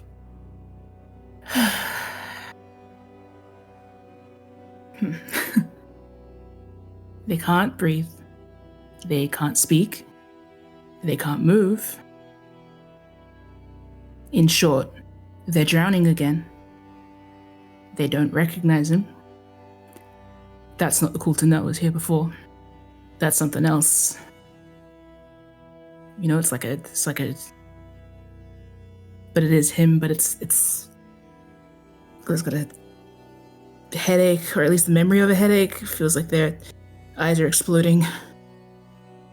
The gems scatter across the bloody desk. The letters are old, moth-eaten. The ink fading. The blood drying. The only thing bright is the tarnished gold and blood-stained gemstones. You catch a glimpse of your own reflection in one of them. The shadow behind you is different. You think more than you hear a voice. It says, "Since when have your gadgets fixed anything?" I think for a second Willow doesn't feel the deck under their boots anymore because their legs don't reach the floor. This feels so little. Just sitting at this big mess. This big unfixable mess. If the ends justify the means, if the only thing that matters is the results, then what conclusion can we draw from these results? I think Willow's just little and they're scared. They want to go home. This area sucks. It sucks here. You know? So what's stopping you? You ask yourself. That's easy. You are. What are you going to do about it? Willow kind of petulant about it. They don't like how this feels, but the voice is making them angry. I think kind of defiantly they start reaching out to all the little pieces of the broken necklace. As you gather them up, you can see the flicker of the shape of the shadow behind you, reflected in the gems. I look at it. What is it? Familiar, tall, triangular ears. Unfamiliar. White, iridescent eyes. Slack mouth. Slack shoulders. Oof. All of Willow's fur just bristles. Only words come to mind is ghost. That's a ghost. I think Willow squeezes their eyes shut. As you squeeze your eyes shut, the ghost sort of sneers. What are you going to do about it? If I'm stopping you? Run away again? With their eyes closed, Willow's trying to put the beads in order of the necklace, just based on feel. They got that pressure in their head again. It's like their eyes are exploding. It just hurts. But they can figure it out through their other senses. They have keen senses. Make a perception check.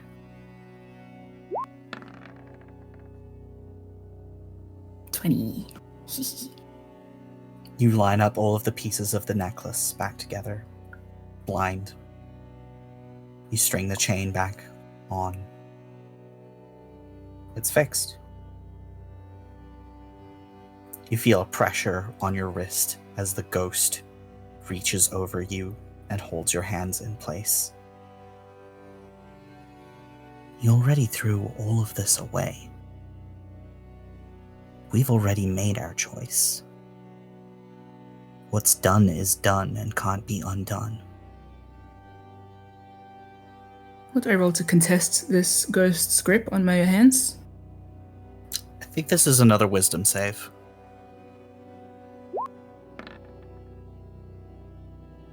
13. That wasn't enough before, but don't know if that's the same thing. You force your hands up, the ghost still gripping your wrists, as you put the necklace back on. I think it's like strains as Willow, and it's a little Willow. The ears are so big for their head. It forces it over their head. You already said he hates you. As the necklace passes over their head, it's little Willow. They seem to be in some kind of uniform. They're flicking between here and there and everywhere. One version of them has like bandages over their face. The other version of them is too little to even be at this table, even be holding tools. And then as it passes over their face, it finally brings us back to like Willow as they are. In Orthos. Wearing the necklace. The ghost is gripping at your throat, trying to pull the necklace away from you, but it's weak, disoriented. You hear it whisper in your ears, in your voice, in the voices of everyone you love and care about, in voices that shouldn't be recognizable. Just a whispering, howling, distant cacophony. Do you reckon Willow manages to muster up their voice? Yeah. The answer is simple. If it breaks, we fix it. If it breaks, we fix it. And I think as the noise of the cacophony of voices gets louder, Willow's just repeating to themselves while like gripping and holding onto this place. Just if it breaks, we fix it, just constantly. I think, like, as you're fighting against that, and as you say it repeatedly, you hear a voice, your own voice. Younger, more optimistic. Saying, well, the first step to fixing it, of course, is figure out what's broken. And as the storm closes in around you, the ghosts clamoring, you feel a sharp pain in your eyes and in your chest as ethereal lightning streaks through, and you come to with a gasp.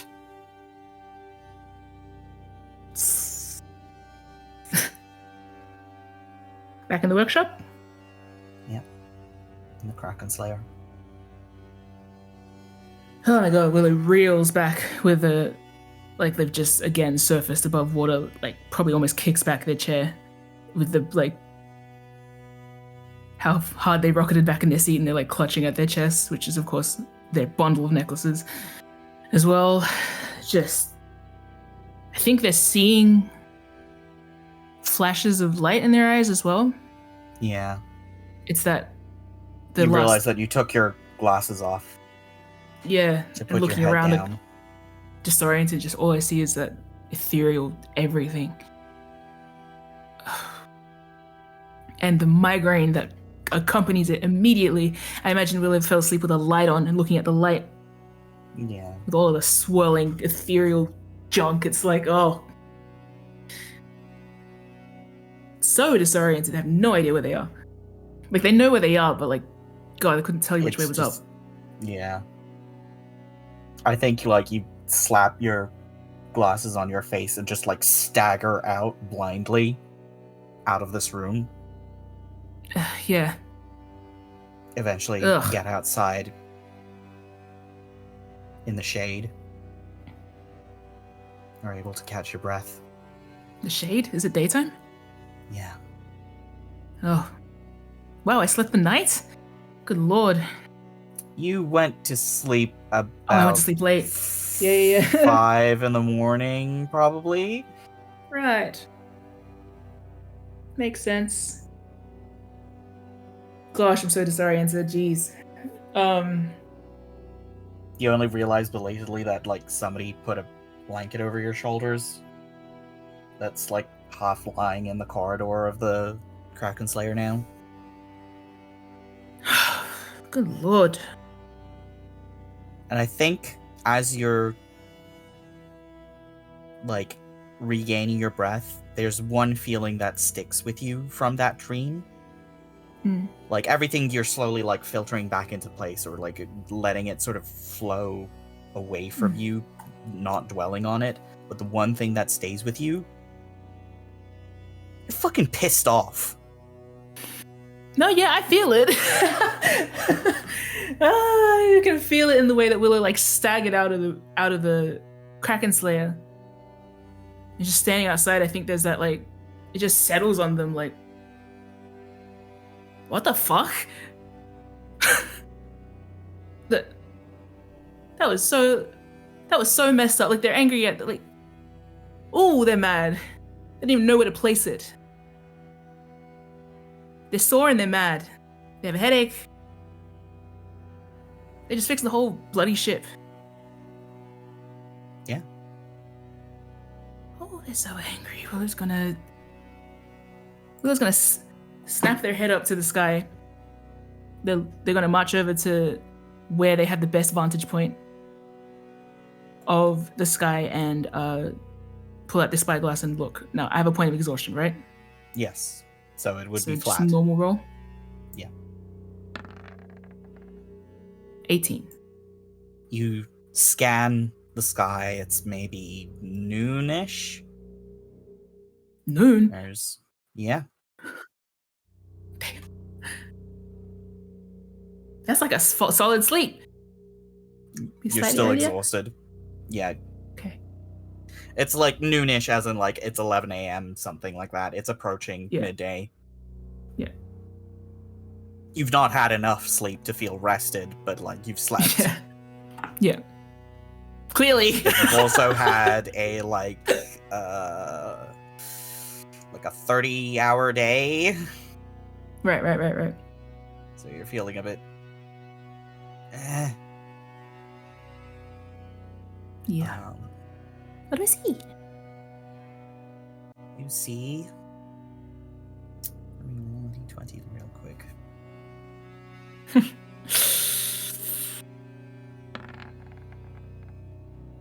17. There is rain approaching. Ooh. Oh? A strong wind blowing in up from the sea. It will probably rain this afternoon once the clouds have finished building up in the mountains and get too heavy and release their rain over Blackrock in the sundown. But beyond that, clear skies. Not a speck on the horizon. Something very cold about how Willow lowers the spyglass. Certainly, anger is hot, but I think something just feels very askew with Willow. I think we've seen it roughly before in the aftermath of when they broke back into Warford's apartment. And they sat and contemplated what they were put through in order to get results. You know, they had the same similar look when they were talking about Roselia. Similar kind of coldness as when they pointed the pistol at the Stormchaser. It's not the same coldness, certainly not, but it's something. You can feel yourself baring your teeth. And I think from here, Willow is going to go for a bit of a wander. I think I'm not going to stop by the sundown today. I'm heading off on my own for a little bit. Willow needs a walk. Yeah. I think Fish Dog trails behind you. Yep. You head off into the woods. Yep. So, back at the sundown. And Luca, how's your morning going? I think you left a blanket on Willow. Maybe like a drink. Me? Probably you. Probably you. I wonder if Lucas set his steed to keep an eye on them. Steed can make a perception check. Yeah. Go, little guy, go. You're very close.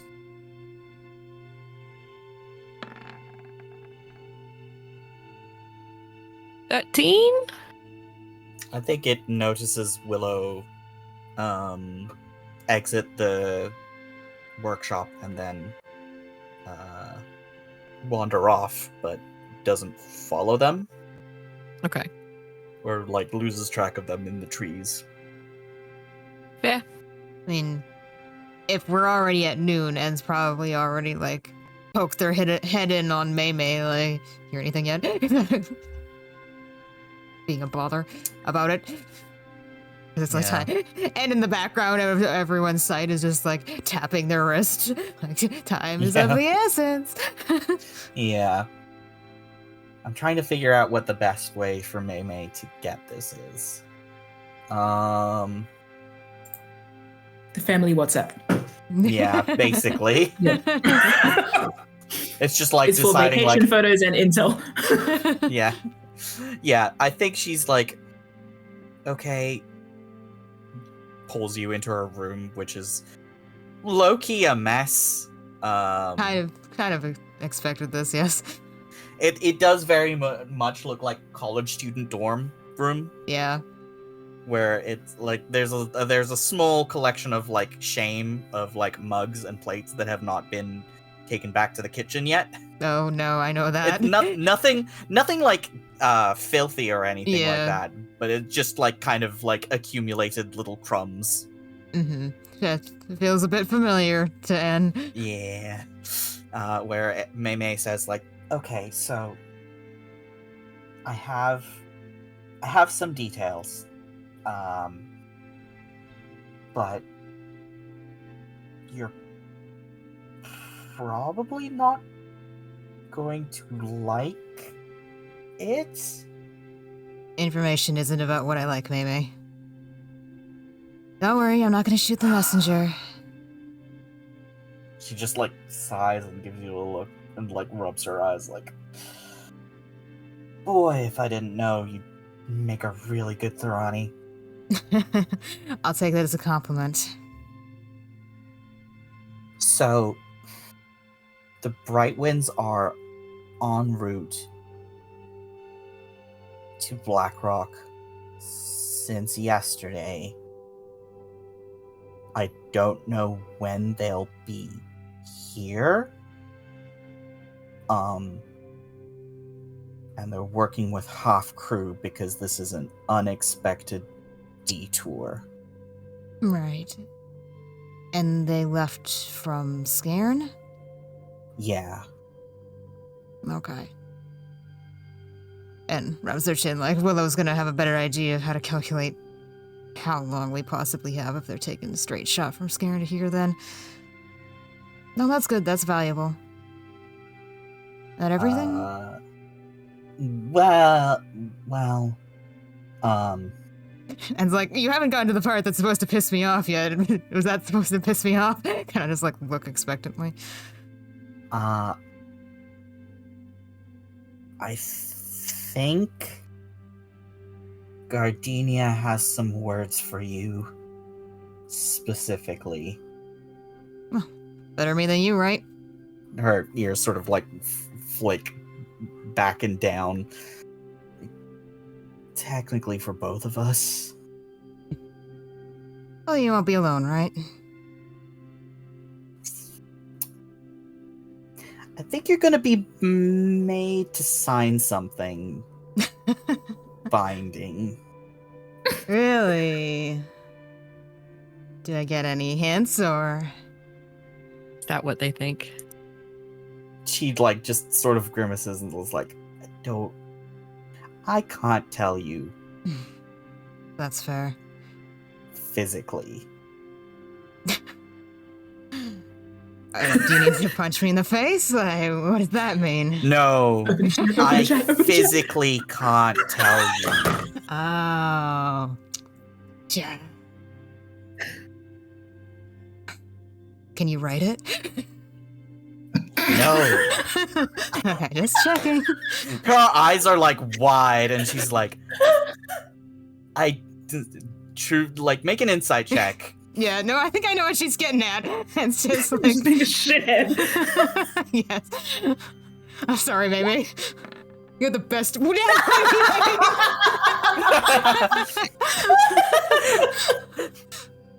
The vibe is you're getting recruited into Thorani whether you like it or not.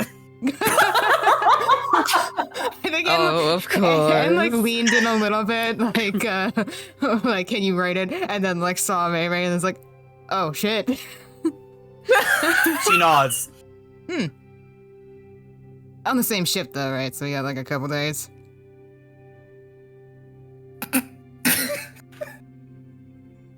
She shrugs. And nods like, yeah, no, that actually tracks. That actually tracks. That's an interesting development. You know, I kind of expected it. That's not to toot my own horn. What do That's you more. mean you kind of expected it? Hey, May. Look at me.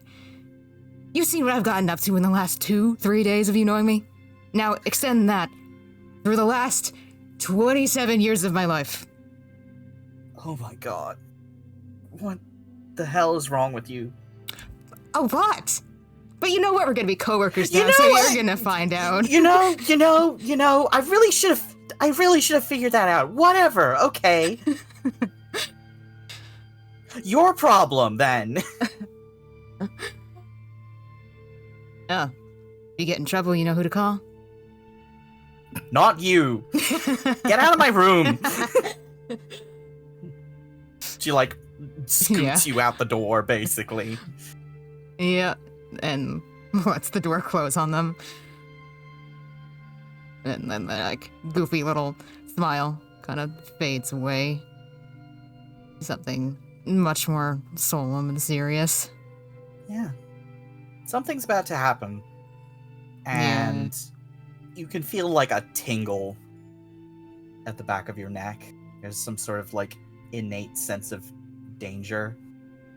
Yeah, I think almost on instinct, like, En pulls out their coin and rolls it and uses detect thoughts and just kind of does a bit of a pace around the area. Like, is there something here that I'm not seeing? Just almost on reflex to that prickle. Yeah. No. There's nothing here that is unseen. But you know what's coming for you. Yeah. And pockets the coin. They ended up outside without even, like, consciously realizing it. Turns their head to the sky. Hands on their hips. Bitch spy master, huh? Yeah. Enemy of your enemy is your friend, right? So they say. There's like a sort of part of you that you have to acknowledge right now that is terrified and wants to run away. Oh, yeah. And knows at the same time that running away will make everything worse. Oh, yeah. 100%. I really want to just charge off into the woods right now. Maybe run into Willow. I didn't even know they're out there. Let's have a phone breakdown together in the woods. But secret woods rendezvous. The worst kind, I'm really. crying behind a tree. Look over and you're also crying behind a tree. Yeah. Can I join you guys? Anytime, bro. But another part of you, a larger part of you, and is just thinking, finally. You're getting that connection you need, huh? And if it binds you a little bit, well, so what? You've already made a deal with something much bigger and more dangerous with you to get what you want. Yep. What's another deal with the devil? This is your whole thing. Yeah, I think eventually that kind of cold, blank look at the sky spreads into that grin they wear when they're both terrified and ready to take on a challenge. Just kind of like, come get me, Thorani. So, where do we go from here? How long is Willow gone? I would say let Luca's doing first. Luca is cooking with Bjorn and digging for info on Coulton's emotional mental state. Make a persuasion check and an insight check. Okay. Here we go. Yeah, true. Insight. He's our last minute build-ups. Kidding. That is a 25 insight check. My lord. Oh no. Cool. Make a persuasion check all as well. my secrets. That's a persuasion check. A 12. 12 is not a fail. I'm gonna It's not add. a success either. I'm gonna add my 5 with my harness divine power to give me to a 17. Wait, do I use my sentinel's intuition on persuasion No, or perception? it's perception only. Yeah, damn it. Okay. Yeah, I'm gonna add 5 to that, so 17. Okay, that's closer to a success. Bjorn is very reluctant to tell you straight up, but through careful poking and prodding, and like honestly, N would be proud of you for the subtlety that you're taking here, because like approaching it head on is probably just going to result in Bjorn clamming up and trying to dodge the subject completely. Mm-hmm. You managed to figure out a few things through hearsay. What exactly are...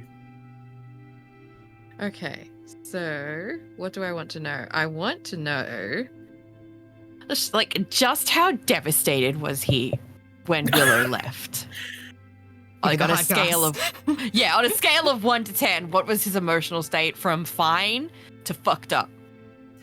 It was an 11. Okay. I'm 11, so shut the fuck up. Stop! It was bad. It was very, very bad for quite a while. There was a lot of reckless behavior. There was a lot of bad luck that stacked on top of that seemed to... He doesn't say it out loud, but you could put it together that like the reckless behavior probably got him into situations that could have been avoided with a little more forethought, let's say. Mm-hmm. He did go to the border of the Mournlands. Bro. Oh Oh, my wow. After that he happened, was like fucked up. he had a lot of arguments with Emma, and Emma was really worried about him. Okay, and And what w- he got into a lot of very bad fights that the crew just sort of barely escaped by the skin of their teeth. And he's had to defend his title as a prince several times in the intervening years.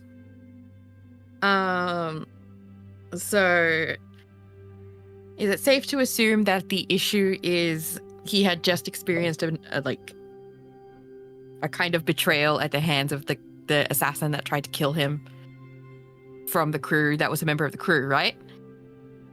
Yeah. And then shortly after was the Willow betrayal. Yeah. Okay. Do I get a sense of how close they were, Willow and Coulton were, from Coulton's perspective through what Bjorn is saying? I think, like, as you ask of, like, how close were Fender and Coulton, Bjorn says, they didn't tell you about it? Well, it's a sore subject, but I just want to get a sense of how everyone else sees their relationship compared to what I know personally from what I've been told. They really haven't told you. Oh well, it's really not my place to say if they haven't told you. Then Bjorn seems uncomfortable, and on a 25 insight, I think Sarah can guess. Say the words for me, Zeke. Say the words. No. Say the words. You say them. Were they a couple? Do you ask Bjorn? Do I need to on a 25 insight? Luca would ask, were they in love? He would not ask if they were a couple. Luca asks if they were in love. No, he says it. He says they were in love, weren't they? Bjorn sort of pulls off his bandana and scrubs his face and sags. Luca kind of scrubs his hand through his hair like that makes things harder, doesn't it? They haven't told you then. I don't know what. I honestly don't know how Fen feels about all of this. I mean, they're back, and I'm glad to see them, but the way they left and everything, and you know. What does he mean by just so I can be clear? He's not sure how Fender feels about Coulton. Okay. Or the whole situation. And he's honestly worried that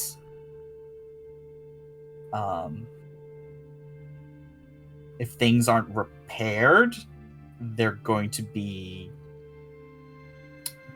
broken in a way that nobody can come back from if they're not already at that point.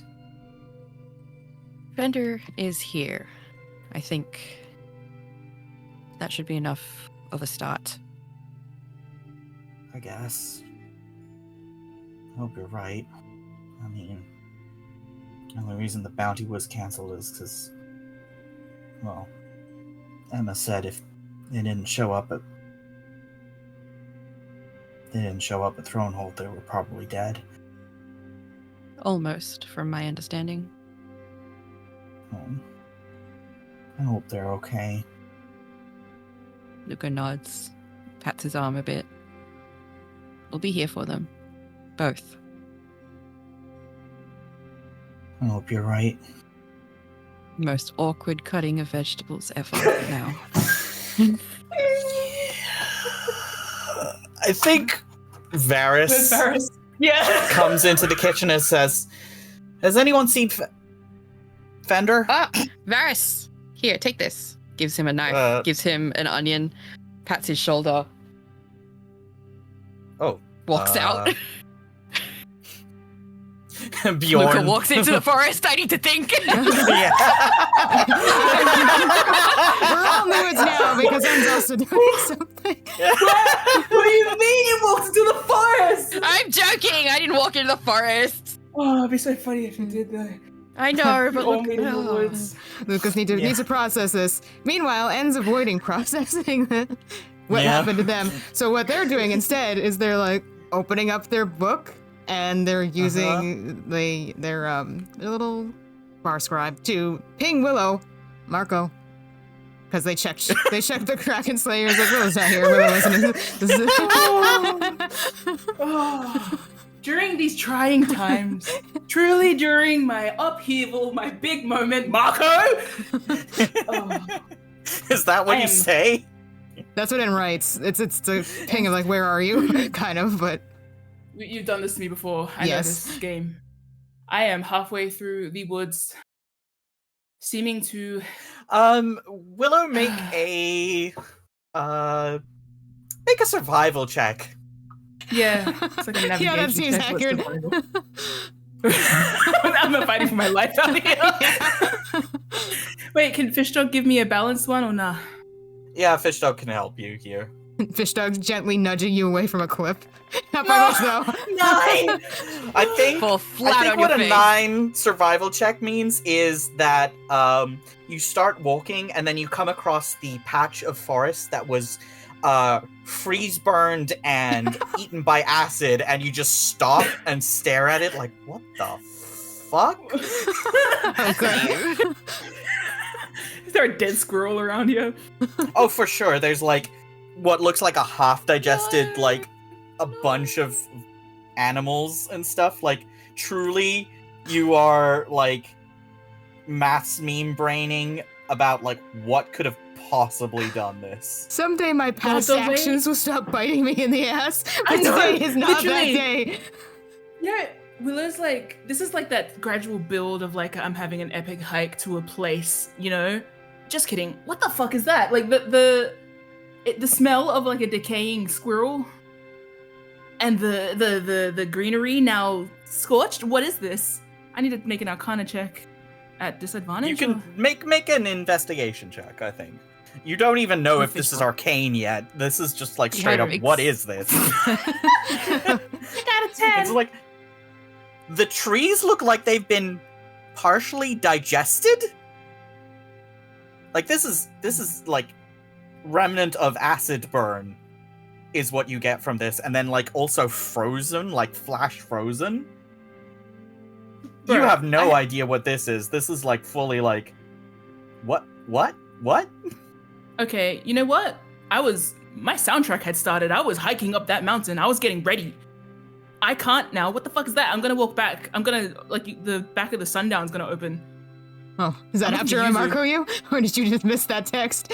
All things considered. I think that's like, as you're hiking back into, like, towards the sundown inn, you get the Marco. Was N nearby? Because I can just polo out loud. N was outside. N was, like, at a bit of a distance out the front of the sundown, staring at the sky, trying to menace it back with whatever is about to deposit into my life. A contract, apparently, but everything else. I feel like I'm in the backyard. I'm walking in from the backyard. So I don't think I see you, but I will just respond. I'm back at the sundown. And then slide open the door. Yuzu? And was going to be turning on their heel and going back in. What, there's something. Okay, question. Have you had any strange magical activity around here? Or, elemental issues, ice elementals, something devouring the trees? Something? Is Zen walking while you're saying this? Yeah. And like casually opening the door, stepping through, listening. Oh, Willow's back. Good to hear. Willow, okay. Uh-oh. And waits to see what Yuzu says. No. What's this about, dear? Nothing, don't worry. I'm going to Thunder. I'm going to insight check you, because I feel like you have a face on. Yep, I rolled it. Oh, sorry, no, I'm not. I have to roll a disadvantage. I could roll a 1. Yes, please. I can roll a 1 too, so I'm going to try. Wow, I rolled 2 7s. 7. You rolled a 12. I rolled the same number, and I have the bigger modifier. I know! We both rolled a 5, but your modifier sent you to 12, arsehole. I'm not gonna pause on your face then. Have you seen Bjorn? Claptrap? Oh, he's in the kitchen. Willow marches over. Bjorn is in the kitchen. Yeah. Willow knocks on the door to the kitchen and walks like into that. Willow, I think like Luca has just left or is like just leaving. Willow starts walking towards the kitchen, and you grab Willow? Yeah, it's at Fender, and grabs them. Oh, you grabbed me. Okay, yes, I look at you. Especially if you started walking. If you didn't respond to the Fender, then was like closing the distance. Oh, it was like the nod of like, oh, you wouldn't know anything about this. This is something to do with the local area. I need to ask a local something. It could be urgent. So that's why I'm running to find Bjorn. Yeah, that's why I'm running to grab you. Yeah. Yep, Willow pauses to look at you. Willow looks tired. I feel like even with that deception check and even with your insights, there's really no hiding this like strained smile. After everything N is dealing with, they're just kind of like at capacity now. Yeah. God, Willow flinches like at you, like they've just looked at a scary like this scary picture, scary face. It's like in a horror manga scared. where you have that kind of fisheye lens on someone's face. Your Persona 4. Yeah, okay. Willow pauses and looks at you like, scary much? And then like kind of grabs their arm off you like you're creepy ghost, Please, I just had a horrific nightmare. Willow's like, what? You saw something odd in the woods? Yes, there appears to be something. I have never seen anything like it before. I just wanted to ask Bjorn what it is. Yeah, you might not need to ask Bjorn what that is. You hurriedly like lead each other away from Yuzu. Yeah, I need you to get Willow out of here. I need air. Hard cut to us, like just in a corner, I imagine having a quiet hushed, and in the hallway, in the spooky hallway. I think it's probably like you leave the spooky hallway of like, nope, that's not far enough. We stand in the spooky hallway, and it's like, you know what? I actually can't do this here because of reasons. Let's go outside where there's lots of light and space and room. Yeah, you head outside. You head all the way over to the other side of like the hot spring like outdoor bath. Yep. Mm-hmm. It's like hard cut. Yeah. I think by then Willow's done an Arcana check or something just to be like, this isn't an end thing again, is it? Make an Arcana check at disadvantage. Get a +1 on that 12. I got a 13. Is this end bullshit is the question? It could be. Not any end bullshit you've seen before. That's the thing. Yeah. And is acting a bit, and it's certainly acting like it's end bullshit, but like, you've never seen this kind of damage be dealt by end. You've never seen that before. Yeah. Never been a squirrel killer. Anyway, Willow's looking at you like, you can explain now. And standing there just kind of with a 1,000-yard stare. How's the ship coming? Fixed. What's with the woods? You know what? It might be easier if I show you. And it's gonna take your arm and like pull you back into the woods. In the background, you see that Luca is like wildly gesticulating to his steed. Yeah, I think Yuzu, like, we see like a small shot of Yuzu saying like, oh, are you looking for Fen and En? Oh, Fen and En, that's funny, that rhymes. They just went that way. He's Luca tromping behind on the steed. Guys, pick up! Wait for me! Oh, no. He is like ranting to his steed about Oh something. my god. Yeah, that's what I figured. Oh my god. With like the biggest hand gestures you have ever seen him make. But because we're following En and Fen in the front of the camera, Yeah, you it's know, happening in the background really blurry. Yeah. Can I make a quick perception check at disadvantage to see if I see Luca doing that? Yeah, In sure. the back of my mind, I could be like, what's that about? Oh, an 11. How loud do you think you are, Luca? You know when you're like whisper yelling? I think an 11 is...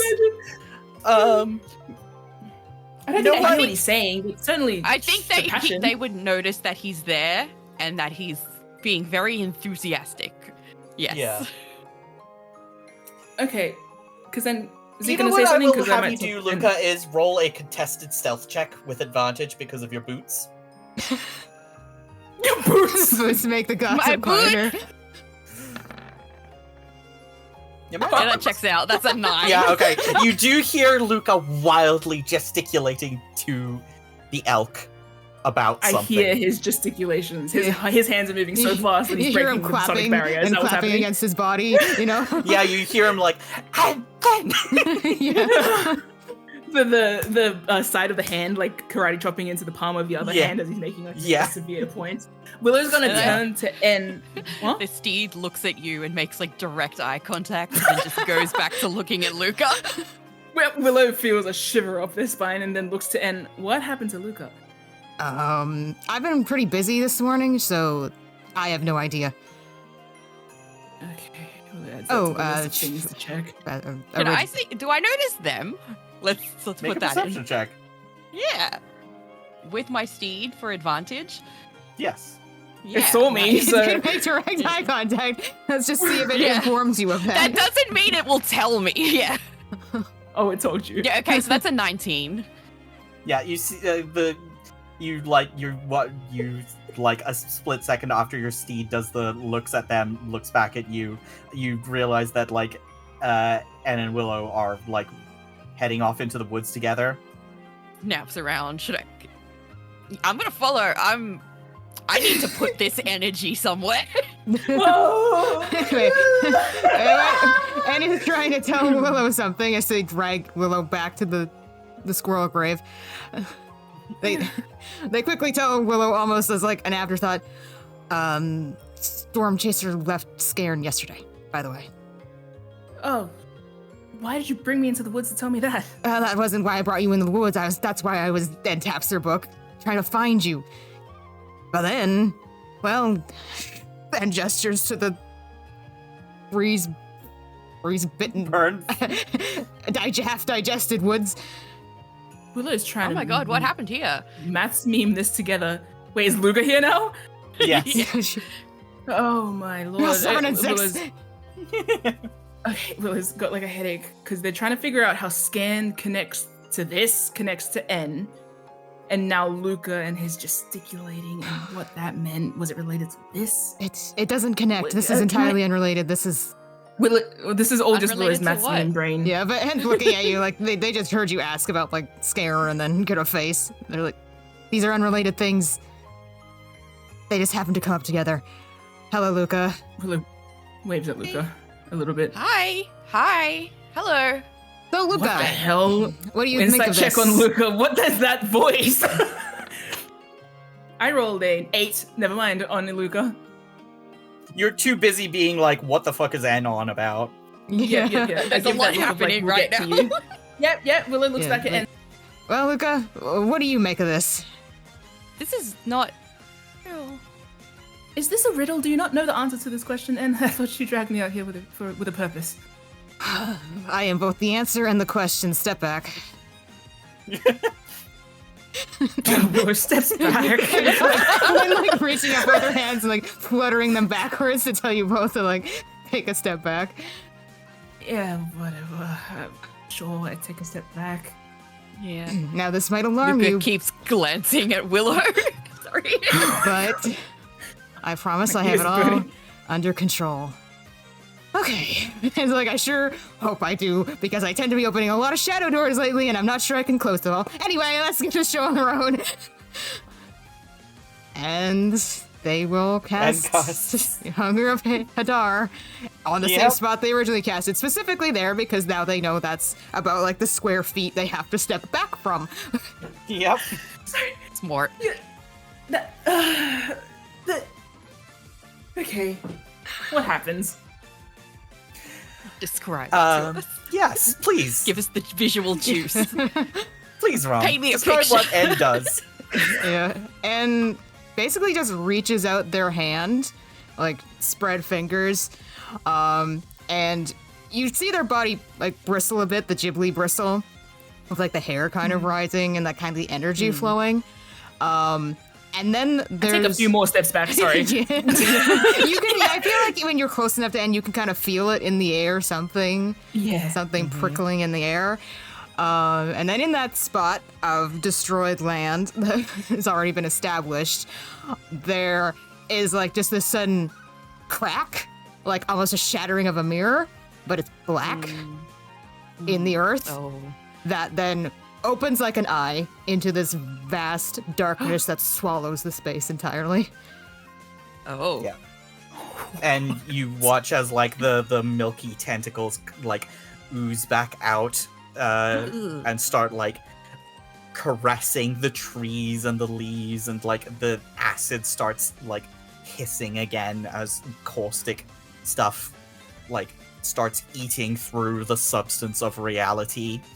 And like frost starts like crystallizing on the trees, like all the morning dew or whatever like moisture is trapped in here starts like icing up. To Luca and Willow, you just hear like horrible slurping, whispering Ew. noises, and like feel the air around this truly like sphere of darkness just grow Yeah. cold. You guys can't see through it. You can't see anything. So we can't see any of that. Yep. Nope, just feel it's it. just a sphere of darkness. You just smell sort rapid of a decay. sourness, and like you can't see the rapid decay. So we can Oh, see because a it's- sphere of darkness. Yeah, Yes, Willow can that probably hear is- it even better than Luca Oh. can too with what's going on. Yeah, and hear like frost being created magically, and like things dissolving in acid. Okay, so we can see the effects of it though. Yeah? No, Ooh. you can't see the What? effects of it. You Oh, just 'cause hear it's it. in a- Because that's Because it's in inside the darkness. sphere. Right, Yeah, you can hear So we it, will, but- not yet. Yeah. So En's just created Yeah. a chasm of hellish noises. darkness. Yeah. Yes. Yeah. New. Luca puts I'm his gonna- hand And in it it. feels cold. Luca puts Did his you hand Luca in put it. his hand in it? In it. Yeah, yeah. Ed's gonna tell you His hand no. come back? Do they tell me no in time before me to put my hand in it? I mean, as a reaction, they tell you no. Yeah. I'm gonna roll about it. Roll initiative. Yeah. Roll initiative. Honestly. Luca gonna put his hand on the hot iron. Me too, honestly. Like, I would also snap at you to be like, don't. Okay, Lucas, Drop it. since they're the both of you, I will not touch. Same time. You don't need to touch it to see the results. You good? You all got an eyeful?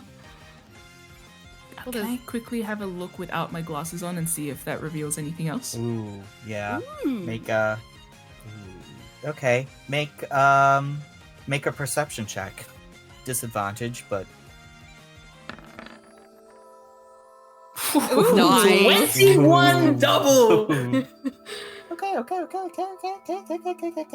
Let me like quickly look up what the fuck that even looks like.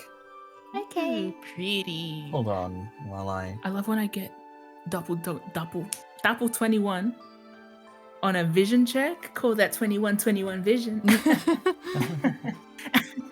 So, as you look at it with your ethereal vision, you can't see, like, on the edges of this sphere, you see what looks like an ethereal curtain Mhm. of dull white with sort of a large black chasm just like on the edges of it. Like, this is a rip into some place else. Mm. And while you can't see like true color through this, you can see movement as thin, undulating somethings ripple across, and you hear the slurping and whispering as you look into something that is like truly something extraplanar is happening here that N has caused. That's really I will also ask you to make an Arcana check. Yeah.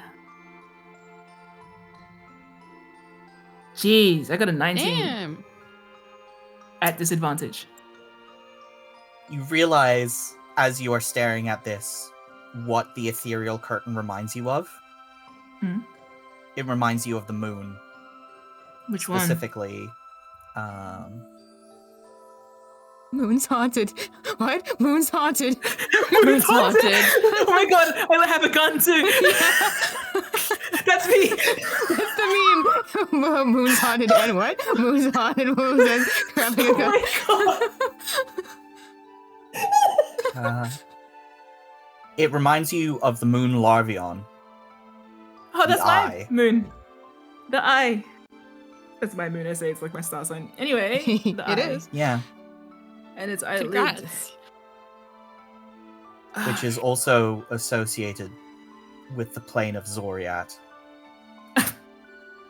Noted. Do I have to make any kind of roll to see if I get scared by this? Because that seems kind of scary, and I just had an awful dream. You tell me. I don't think I'm cool with seeing what I am good at seeing. I think I'm good at seeing it. But processing it might be a different thing. What do I roll?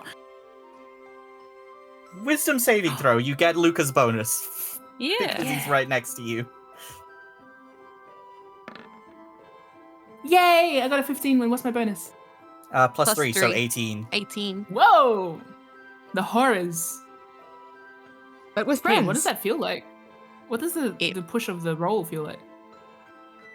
The aura. Well, I think you just feel sort of like an awareness that you are in good company. Nice. And Alright, said well, they have this under It's control. very subtle. And Yeah. Luca's here. if anything, that all just confirms things that we kind of already knew. And this is honestly a step.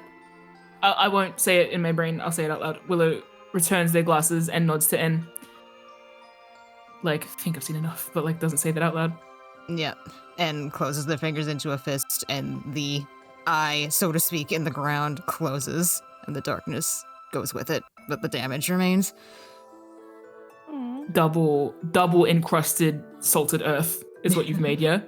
I kind of want to roll again just to see how much damage. Yes, please. How many times can I roll this time? I think.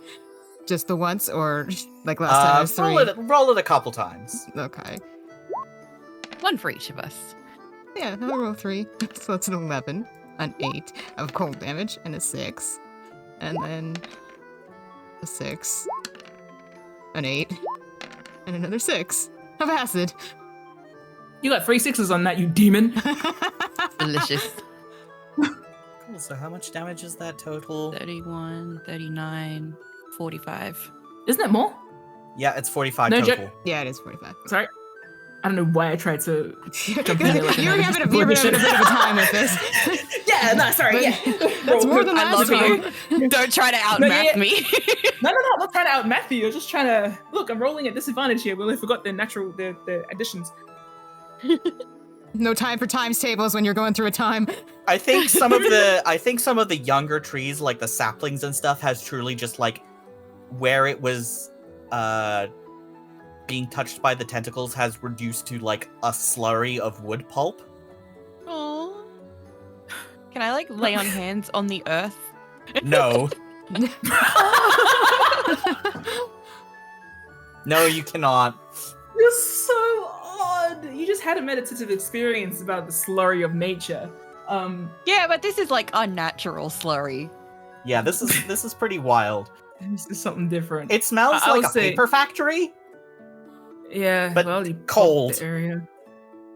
Like you can see the ice start to thaw slowly. How long have you been able to do this? Since yesterday, technically. Willow looks sideways at you and with a wince, like, did you have to hit the same piece of earth? I just figured the damage was already done. Yeah, but now it's really gonna struggle to bounce back. To grow back. Yeah. Well, at least That's you alright. eviscerated the squirrel. Oh. It was Any already dead. bones left. Isn't it like compost or something? It'll feed the soil. Yeah. Yeah. Sorry, and the squirrel had other animals eating it too, so it's just like a stack of like Pile of bones. Yeah, the whatever like ants or beetles were going at that squirrel, they're gone now. something Nutrient circle of paste. life. And it's Just, clearly speeding up the process of that. and it's clearly not proud. They're standing there with like hands on their hips and like mouth pressed into a line, but they're like, it's done. I can't do anything about this now. Okay, we'll shake their head. Okay, well, that's interesting. Mhm. How do you feel? Any pain? Any strange visions? Is your friend the same? Nothing strange about the eye. yes. The eye doesn't really control how the magic develops. We established that early on. Not how it develops or how it changes me. That just kind of happens as a consequence. Are they the same? Not meaner or anything? Not that I've noticed. Okay. Power is power, neutral in most respects. Willow looks N over just to double check you. Like I'm doing an insight check as well at disadvantage. Yeah, me too. Just to see if N looks troubled. I rolled a natural 1. You're busy thinking about the void I just cracked Whoops, open. that was not supposed to be at advantageous. So we'll take the 13. Are you feeling I'm gonna say okay? that the paper smell gets to me, and Willow has that like. Yeah, and gives an apology. Look, we can walk away. Yeah, let's move stand down, here. man. Are you doing it's a lot okay, of Anne? Wood pulp. Did I answer this, Zeke? Yeah. What did 13 gets Luca? I think N seems okay, like physically. Doesn't seem like there's anything wrong with them compared to the last time, you gave them a little bit of a checkup. They clearly have something on their mind when they're being asked if they're okay. And they're rubbing at their arm a bit. Is it this or something else? Can I know that? Or is that too much information? I think on a 13, they're uncomfortable. They're rubbing at their arm. They're thinking about something off the back of being asked, like, you all good? Despite the void you just opened, you know? Since Sarah knows, can I make a medicine check to see if I notice anything's physically different with them? I think that seems like a Luca thing to do. Yeah. Look at, Oh, like, wait, no. probably I us, think I already know. I already know that the cracks on the skin are a bit deeper, don't I? Yeah. So this is Yeah, something that else. This is something else. I'm going to look anyway. That is a natural Oh my 23. Whew! Cool. I don't know how to flavor this for medicine specifically, because I'm not sure it's something you can medically, like, determine. But I'm going to re-angle it as medicine also including mental health. Psychology. there we go. That's what I I'm was gonna good say. at that. Yeah, I'm exactly. good at that. So I think I've been Luca, learning. what you notice is you've seen N do that thing where they tap their hand with their other fingers to determine if they're awake. They taught you how to do that. Yep. You see N doing the same gesture on their arm. It's the gesture of, is this real? Basically what you get, I think, on that nat 20 is N is questioning if their arm is still attached to their body. I think especially you get that. Yeah. Which arm is it in this particular instance? One with all the eyes Yeah, it's the drawn the in tattooed Sharpie arm. on it. It's change the Sharpie, please. Can I, like, very gently link my pinky finger through theirs? I think they'll kind of like startle in that way of like kind of flinch and glance down, but they don't pull away. Just holding their hand in a very, very distant way. looks at that. Looks at Luca, who way back on the marsh prompted a pinky swear, and then way back in N's life, there's Neve, who prompted a pinky swear on the first day of their meeting. No. Whoops. and just kind of shuts the fuck up. They just kind of linger there. They don't pull away. They just go quiet and keep your pinky in theirs. Yeah, I think it's like we're holding quote-unquote hands as we're walking. So Luca, like, swings your arm a little bit so you can feel it moving and that you know it's attached to you. Because you can feel the tendons twist as you gently swing your arm back and forth in time with his.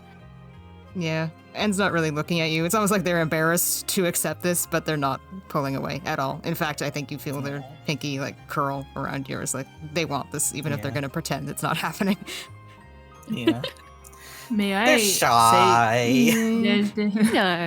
and traumatized? I'm gonna say that my nat 1 means that I'm gonna not notice the energy, the Luca trying to like help, and I'm also gonna put my foot directly in my mouth by saying, Hell yeah. well, at least we have some confirmation about Zoriat. Do we? N's like, yeah, that's what I thought. Wait, what? Willow kind of remembers themselves and turns, oh yes, I had a look. It's a just pretend that like if we're don't worry about it, just trust me. Okay. So It's a start. and It's like a direction. makes a gesture of taking off the glasses, you saw Zoriat? Oh, Willow realizes, like, have I not said that to you guys before? Have I not told you guys? Have No. I? No, I told you guys I can see ethereal stuff, didn't I? Yeah, but they don't Then know what Willow's that not saying that means. loud. Yeah, I don't know what that Oh. means. According to Bjorn, you don't tell us anything. We can deal with that in a few minutes. Anyway, Willow's going to say, "Oh yes, I basically just imagine. Okay, I'm gonna rack my mind real quick. How do I explain this? The best way to explain it on a meta level is like the ethereal plane is the Connective tissue connective tissue between Okay, let me all do the that. planes. Yeah, Willow's going to be using their hands and just say, "Here's the Earth. Here is all of the other planes. Here's the ethereal. I can see this part sporadically. It's not It's not perfect. It's a unfortunate side effect of my little run-in. But ultimately, that little bridge links to all of the other planes, and in this instance, I saw the bridge linking and then the place that it was linking to. Sort of like, I suppose, the frame around these glasses versus the lens that sees through. The lens itself being insight into Zoriat, I presume. At least it looked like it implied towards Zoriat. You know what I mean? It's the moon itself. It looked like a portal adjacent. to Zoriat, as if you Yes. see. Willow's talking to their brain. Their brain's going, looks like a portal. Willow's like, yes. So, sort of like a pathway. There wasn't just avenue. a signpost that says welcome No. to Zoriat. It's one of those things you notice when you start traveling around the ethereal. Excuse me? You been to Sora yet? You can honestly No. say no. No. Willow has the pause of like, that's not the thing I just admitted to. Thank Yeah, goodness. You're Woo! traveling through the ethereal plane. Is that what you... Not right now. Well, no, you don't have to tell us if you don't want to. That's fine. You don't have to tell us anything. Wings, ends, arms. Squints at him. I'm gonna insight check. Yeah, I think that tone also has it. Wow. Let's see what happens for me. I rolled another 1 That's a 10. and rolled a 10. I think Willow just squints and says, okay, and doesn't tell you anything about the ethereal thing. Good. Yeah, you don't have to tell us anything. Unless you Fine. guys prompt me. But Well, at no, least actually, that's I would like to know, but like, if it's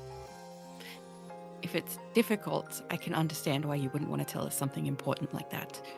Oh, well, you see, it's just not really that important anymore. I no longer know how to do it. I don't have the equipment for it.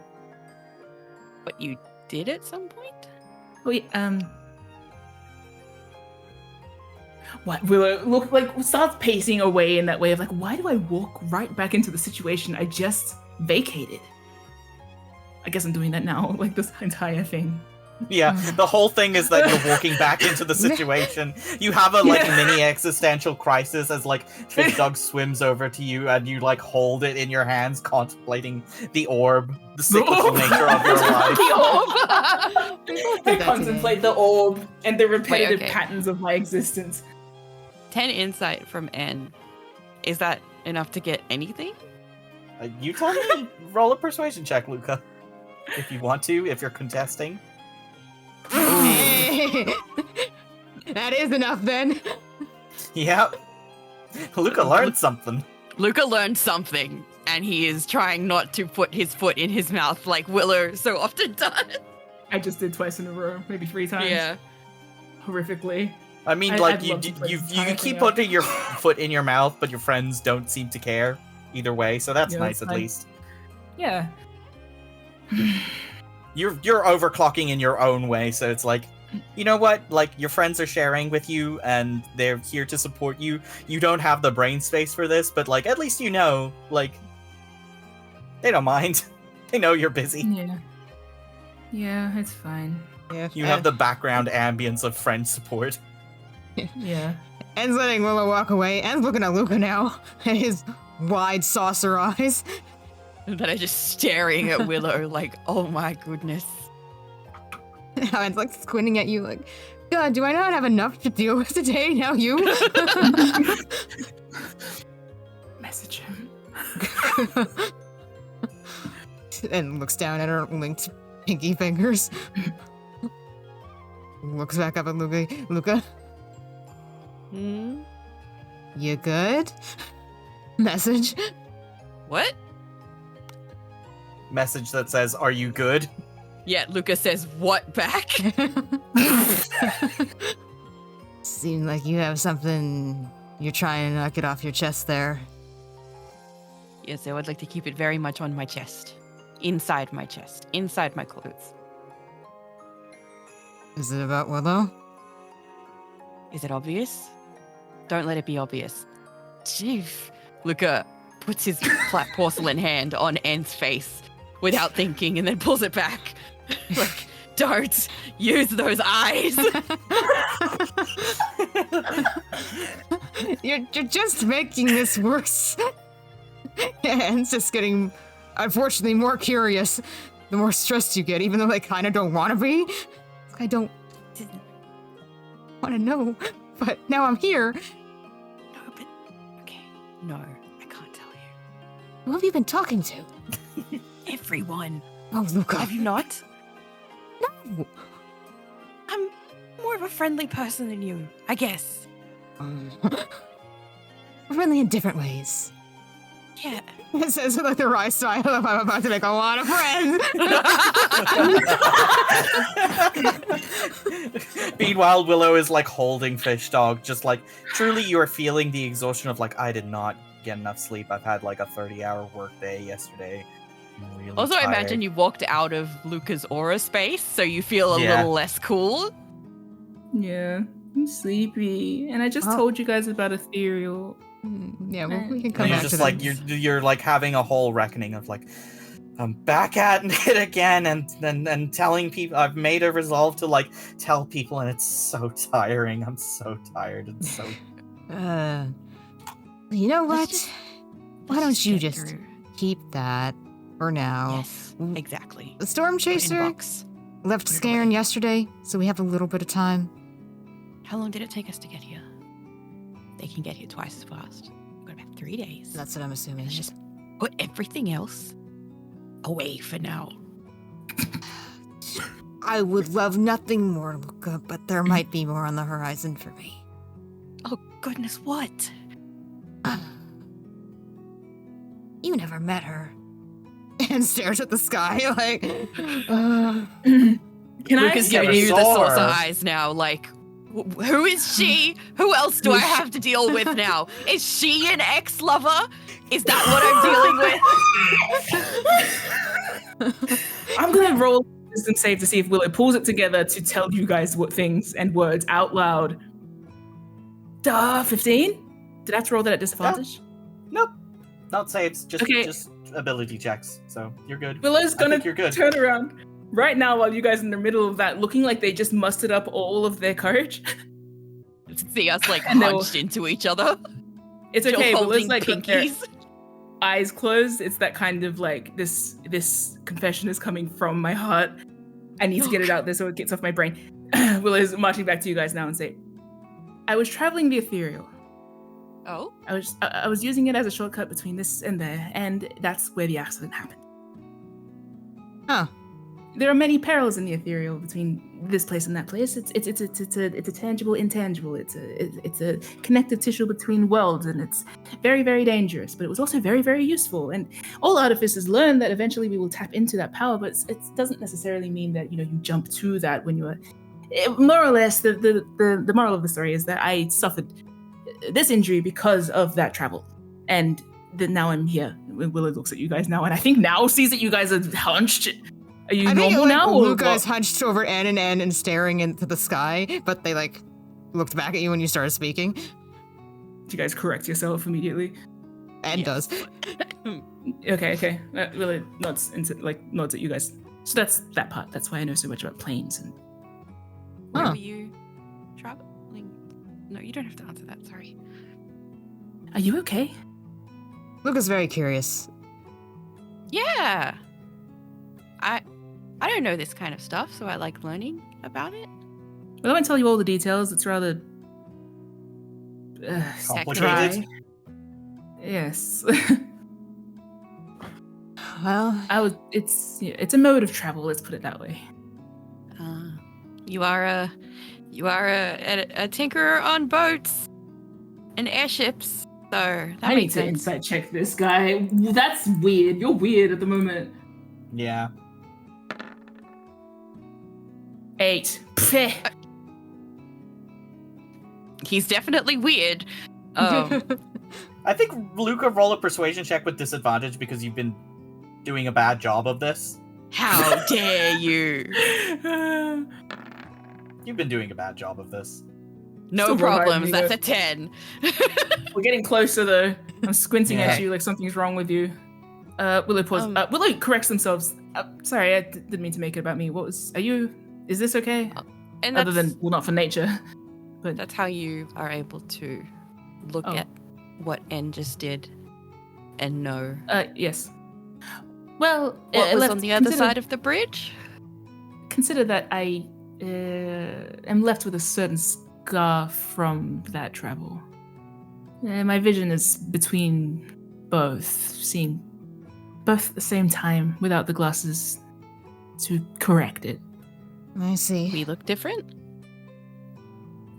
Just imagine mist and clouds and, Blurry. blurry oil ghosts, It's more the headache it brings. And does like a grimace and shivers their shoulders. It's okay. It's okay. I found a workaround. I fixed it. You're a fixer. You always do. Did you get much done last night? Finished the ship. Willow does mention, they were asking Anne how they were. I'm fine. Tired. I rolled an 18 on insight. Good job. I'm gonna roll just for the flavor. Yeah, For the flavor, you could get oh damn. Yes! Wow! 13. Well, N was just about to tell Luca something. Kind of stopped themselves, and then you busted in. Yeah, N's got a lot going on, and they're not sure where to start or what to divulge now. Because, I just showed you my abyss. I showed you my abyss. Please respond. I don't want to keep piling things on to you. I feel like the energy of this moment is pile away. It's just the energy of the scene. I don't know what would justify N doing that, though. Except for Willow just being like, say it, might as well. We're all sharing, right? Yeah. And after staring at the sky for a long moment, their head sinks back down. They have a big joyless grin on their face. So Luca, you remember the lady that I chased through the water, the invisible lady that I swam after we completed our little heist? Willow, you remember the lovely Thorani Gardenia? I do. Are these the same person? They're the same person, Luca. Yes. Apparently she's coming by to have a chat with me. About? Well, see, I didn't get it in words, specifically because May is unable to say them or write them. But the impression I'm getting is I'm about to become a Thorani, whether I like it or not. Are you getting married too? To the job. Willow pauses. What does this entail? Can I do a history check? You can try, but I don't think you will get any good results. 22? Oh, shit. No, I mean, I might not know about Thorani specifically, but surely I know about the houses and how they function politically. Well, usually becoming a member of the house requires you to marry into the house and be of the relevant dragon mark bearing species. Yeah. Which N is not. Nope. Yeah. There's also possibilities of being hired onto a house as a agent or staff member or somebody who is otherwise involved in the general work of the house. For example, like what N did with Brina? Yeah, a little bit. Or people hire hotel staff. Not all not all people that work at hotels are Hilton Slander. Yeah, yeah, exactly. Yeah. But that usually doesn't make you a member of the house. And N specifically saying becoming a member of the house? Yeah, becoming a Thorani whether they like it or not. Which is May certainly wasn't giving off the vibe of, you're going to be a part-time employee over at the Thorani 7-Eleven for a couple weeks, Yeah. Yeah, no. Oh, my lord. Hey, look, So, like, Willow would usually be are they like, gonna take that's you an interesting away? opportunity, but being forced in is different. We'll excuse their face. What do you mean, whether you like it or not?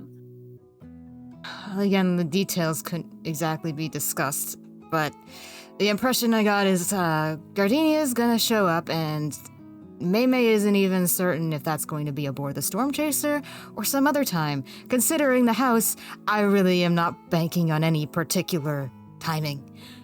And when she arrives, I'm probably going to be made to sign something. She can't make As you. in, you know too much. They're the assassin house, Luca. No, she can't make me do anything, well, aside from a spell. Yeah, but But I get the impression if I don't, I'm going to have a bit of a slightly different problem on my hands. well, we're friends with Ryger, and he's friends with Eva. Can't we just tell him to stop? Let's see what this is first. Willow does nod. Like, Luca has a point. He does owe us a favor. Well then, if I want to break out early, then call up the bastard. Willow senses a tone of despair in Anne. Yeah.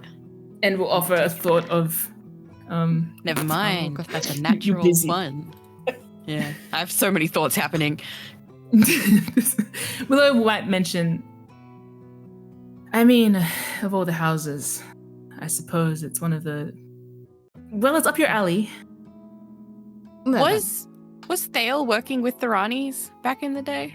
no, not that you know Luca of. also And know- one, Okay. not that Luca knows of. Two, Zara, no. Zara's Okay, knowledge, yeah. no. Yeah, I was just trying to remember because we've got so much information. Yeah, Like- that's fine. Yeah, Willow will sort of try and offer you that silver lining of like, you're good at it. I'm not opposed to the idea. I want to know more about it, of course. What's that? What's that saying? You rub their back and they'll rub yours. I like to think I've made a Interesting. impactful impression, and this is less of a contract to silence me and more of a contract to open some doors. Ideally, contracts Very go both ways. impressionistic. So I've heard. And Willow's pacing and thinking. They've started muttering a bit to themselves as the angle with does provide an avenue to answer about the question of Ela, and not to mention the entire how it connects to House Fial. And Willow looks back at End. Then, I mean, there's no better way to learn than from within, right? Exactly. Like I said, I'm not opposed, regardless of if Tharani is going to be against the Snapdragons or secretly working with them, secretly recruited. You don't poison a house from the outside. You poison it from within. I can be a poison too if I want. Luca points towards the giant hole in the ground. Case in point, Yeah. yes. Yeah. I think Willow, like the repeated nat ones on insight, are you just hitting a mental wall of like, that's a problem for later. Yeah. I've been coding the nat ones as Willow putting their foot in their mouth, so Yeah. I think Willow's going to specifically say, well, I guess one step closer to being a bitch spy master, am I right? Luca makes a face. Oh, that's not my words. Anne said that. Yeah, I'm the bitch spy master. It's a very I don't even impolite say thing. that word usually. Yeah. Well, pardon me. I suppose we're back in my element. Luca raises a hand. Sorry, we didn't celebrate enough. You finished preparing the ship? Yes, because this one started exploding and got a Sorry. job offer. There's a lot going on right now. And you were having an enthusiastic conversation with your moose. An Elk. elk. They are similar. I can understand why people might get them confused. Mm-hmm. I think Ant needs to make a wisdom save, actually. See? Oh, dear. Wisdom save. You still get Luca's bonus. Okay. Yeah. Well, because we're holding hands. We are so close. This I'm so And it's sorry. still within 10 feet of Luca. Oh, you got it. Yay. Wow. 25. 25. You know what? This is actually what you wanted. You wanted a connection to Tharani, specifically, so that you could deal with what happened to you and potentially prevent it from happening to other people. So, you know what? On a 25 wisdom save, you're not just feeling fine, you're feeling confident, actually. Like, yeah. Yes, this is actually my whole wheelhouse. Yeah, Make this work. Yeah, I think N has a moment of like sliding a bit at Willow's comment mentally of like Sorry. essentially the thought is you're going back in the cage is the kind of the thought process, and then it snaps like to the opposite of no, fuck that. Nobody can cage me. This is an opportunity. Ooh. And I'm going to seize it, and no one is going to keep me under their thumb ever again. Ow! I'll keep you under my little finger. Thanks, Luca. Cute. Okay, I'm glad, because what was the last stupid thing Luca said? This jumble of shit insights. We both rolled a nat 1 insight towards N as they stumble upon their inner villain moment. Good for you. Not villain, inner Victor. I'm sorry, I'm too nice to be a villain. You can't go that far. You can I'm be so a little sorry, bit Luca. mean, but if you're gonna be my friend, we can't be villains. Sorry. You know what? God. Luca's right. Stormchaser's a ways off. We haven't celebrated enough. Let's get something to drink. Yeah, Luca is right. Swings N's hand. I'd like to do a little check meant. No, fuck it. Let's go get a drink. Yeah. You decide to truly celebrate the wins that you have, regardless of whatever the horizon holds for you. You have a little bit of breathing room now. Yep. You know what's coming, so you can just be prepared when it comes. Mm-hmm. And with that, you decide to all go back to the Sundown Inn. Let's say Luca links arms with all three of you together. Yeah. Daisy chain together. All four You of us might are as Dinias well. here. God, the impious linked onto the arm. Anyway, yes, Luca links all three of our arms. And heads, pulls you back into the Sundown Yeah. to go have lunch. The smell of fried vegetables reaches your noses, and you all realize just how fucking hungry you are. Yeah, man, I need to eat and drink. I don't know, Van had breakfast. Yeah. Oh no, and the most Willow important certainly meal. hasn't. Willow's been on a Yeah. long night, and they got the sleepy hungries. Yeah, and Anne used 2 spells technically before this Yep. time and hasn't rested, so they're hungry. Yep. We're doing okay. Yep. We'll end the episode here on your weird friendship bonding. Truly, you are an adventuring party, because what is friendship if not this? Whatever the fuck this is. Whatever this is. This energy. All of us just frazzled. You know the picture of those 3 like black kittens that just look shell-shocked together? That's us. Yeah. That's friendship. Oh my gosh. god. It feels very much like finals week. Yeah. I'm about to have my final exam, guys. I haven't studied. I really haven't. I didn't say Hey, anything yet. Luca, your finals are like in a different country, so you have to like wait an extra amount of time. Yeah, So yeah. you're just Our dealing with your exchange friends' finals. Yeah. She's dealing with the friendship drama. I'm making sure they eat and rest. Yep. Oh my god. Cool. Let's end the episode here. Let's Yeah. go. Oh my god.